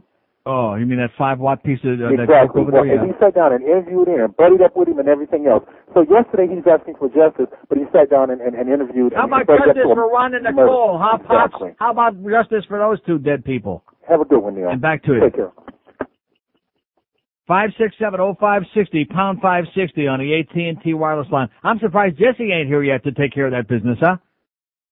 I'm surprised we don't have Jesse yet. He was too busy up there in Tallahassee at FAMU taking care of that, doing his jumping and jiving and his St. Vitus dance the other day. I mean, don't people understand how ridiculous that makes them look when they do that stuff? You ever seen that? When they get up there and start doing the preaching and they're whatever the hell they call it, charismatic, crazy St. Vitus ants in your pants. Crazy stuff. I mean, we know that what you're battling is crazy to begin with. But why do you have to prove it? Here's Coral Gables. Hello. Hey, Neil. Yes, sir. How's it going, buddy? How you been? Having a great show today. Yeah. Neil, let me ask you a question, man. So I went out the other day. I'm not going to say the dealership name because I don't want to plug, but I went the other day to a truck dealership. And correct me if I'm wrong, Wayne Azinga's buying all the dealerships here? He what? Is he buying all the dealerships locally? Of course. He owns a whole bunch of them. Jesus Christ, man. Before I know, that guy's going to buy my toilet on my house. That's right, your toilet paper. And then put it back in your garbage for Wayne. Okay, pal. Wayne's got you by the short hairs, okay? Should never say by the short hairs when you're talking to Joe, though. 567-0560, pound 560 on the AT&T wireless line. Here's a lady in Plantation. Hello. Hello. Yes. Hi. I just like to say something as a mother of someone that has died of AIDS, and I work with a lot of AIDS service organizations, that I find it appalling that they would have a man of O.J. Simpson's character come to a fundraiser. Right, I of agree. This type. And I And made it very clear to them that the people at Center One didn't want any part of him there, and we did, touch base with the people over there, and they were very unhappy about it. And if my Needless to son were say. alive today, he would be horrified. Right. And thank you for speaking out about this. Thanks. Bye-bye. Yeah, I mean, this is the thing that a lot of people don't seem to understand. It's not like it's optional. It's not like, if I had nothing to do with it, if I wouldn't have promoted it, that's their business. It still would have been grotesque and made the station look stupid, but nevertheless, I wouldn't feel so bad. But when they come to me and they want me basically to put my, stamp of approval on it and be involved in it, and it's like we want to do something extra for your charity that you're so involved in, Neil. And even though you don't give a crap about golf, we can raise some extra money. Which, by the way, did we ever find out how much money we raised for the Center One with this thing? No, it's only Tuesday, The tournament was over the weekend. You'd think by now we would know, wouldn't you? Did we find out if we raised anything? No. I have no idea. But they're doing this because they want to do something extra for a charity that I care about, and our stuff goes on sale at Specs, by the way, this Friday, October 1. I'll be at Sawgrass Specs this Saturday from noon to 2 as we begin the 8 millionth year of our fundraisers. And this is why it's like a slap in the face is what it is. It's a slap in the frickin' face.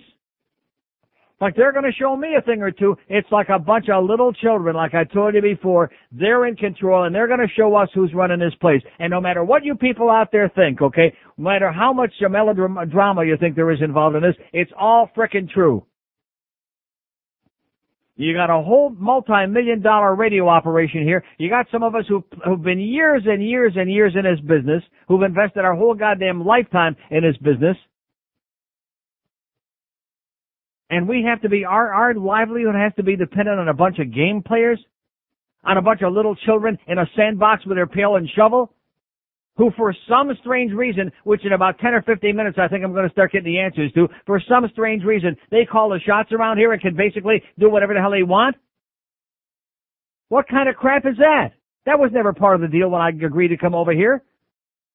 There were a whole bunches of things about part of the deal when I was told. I was given more goddamn stories to come over here than you can check your thing at.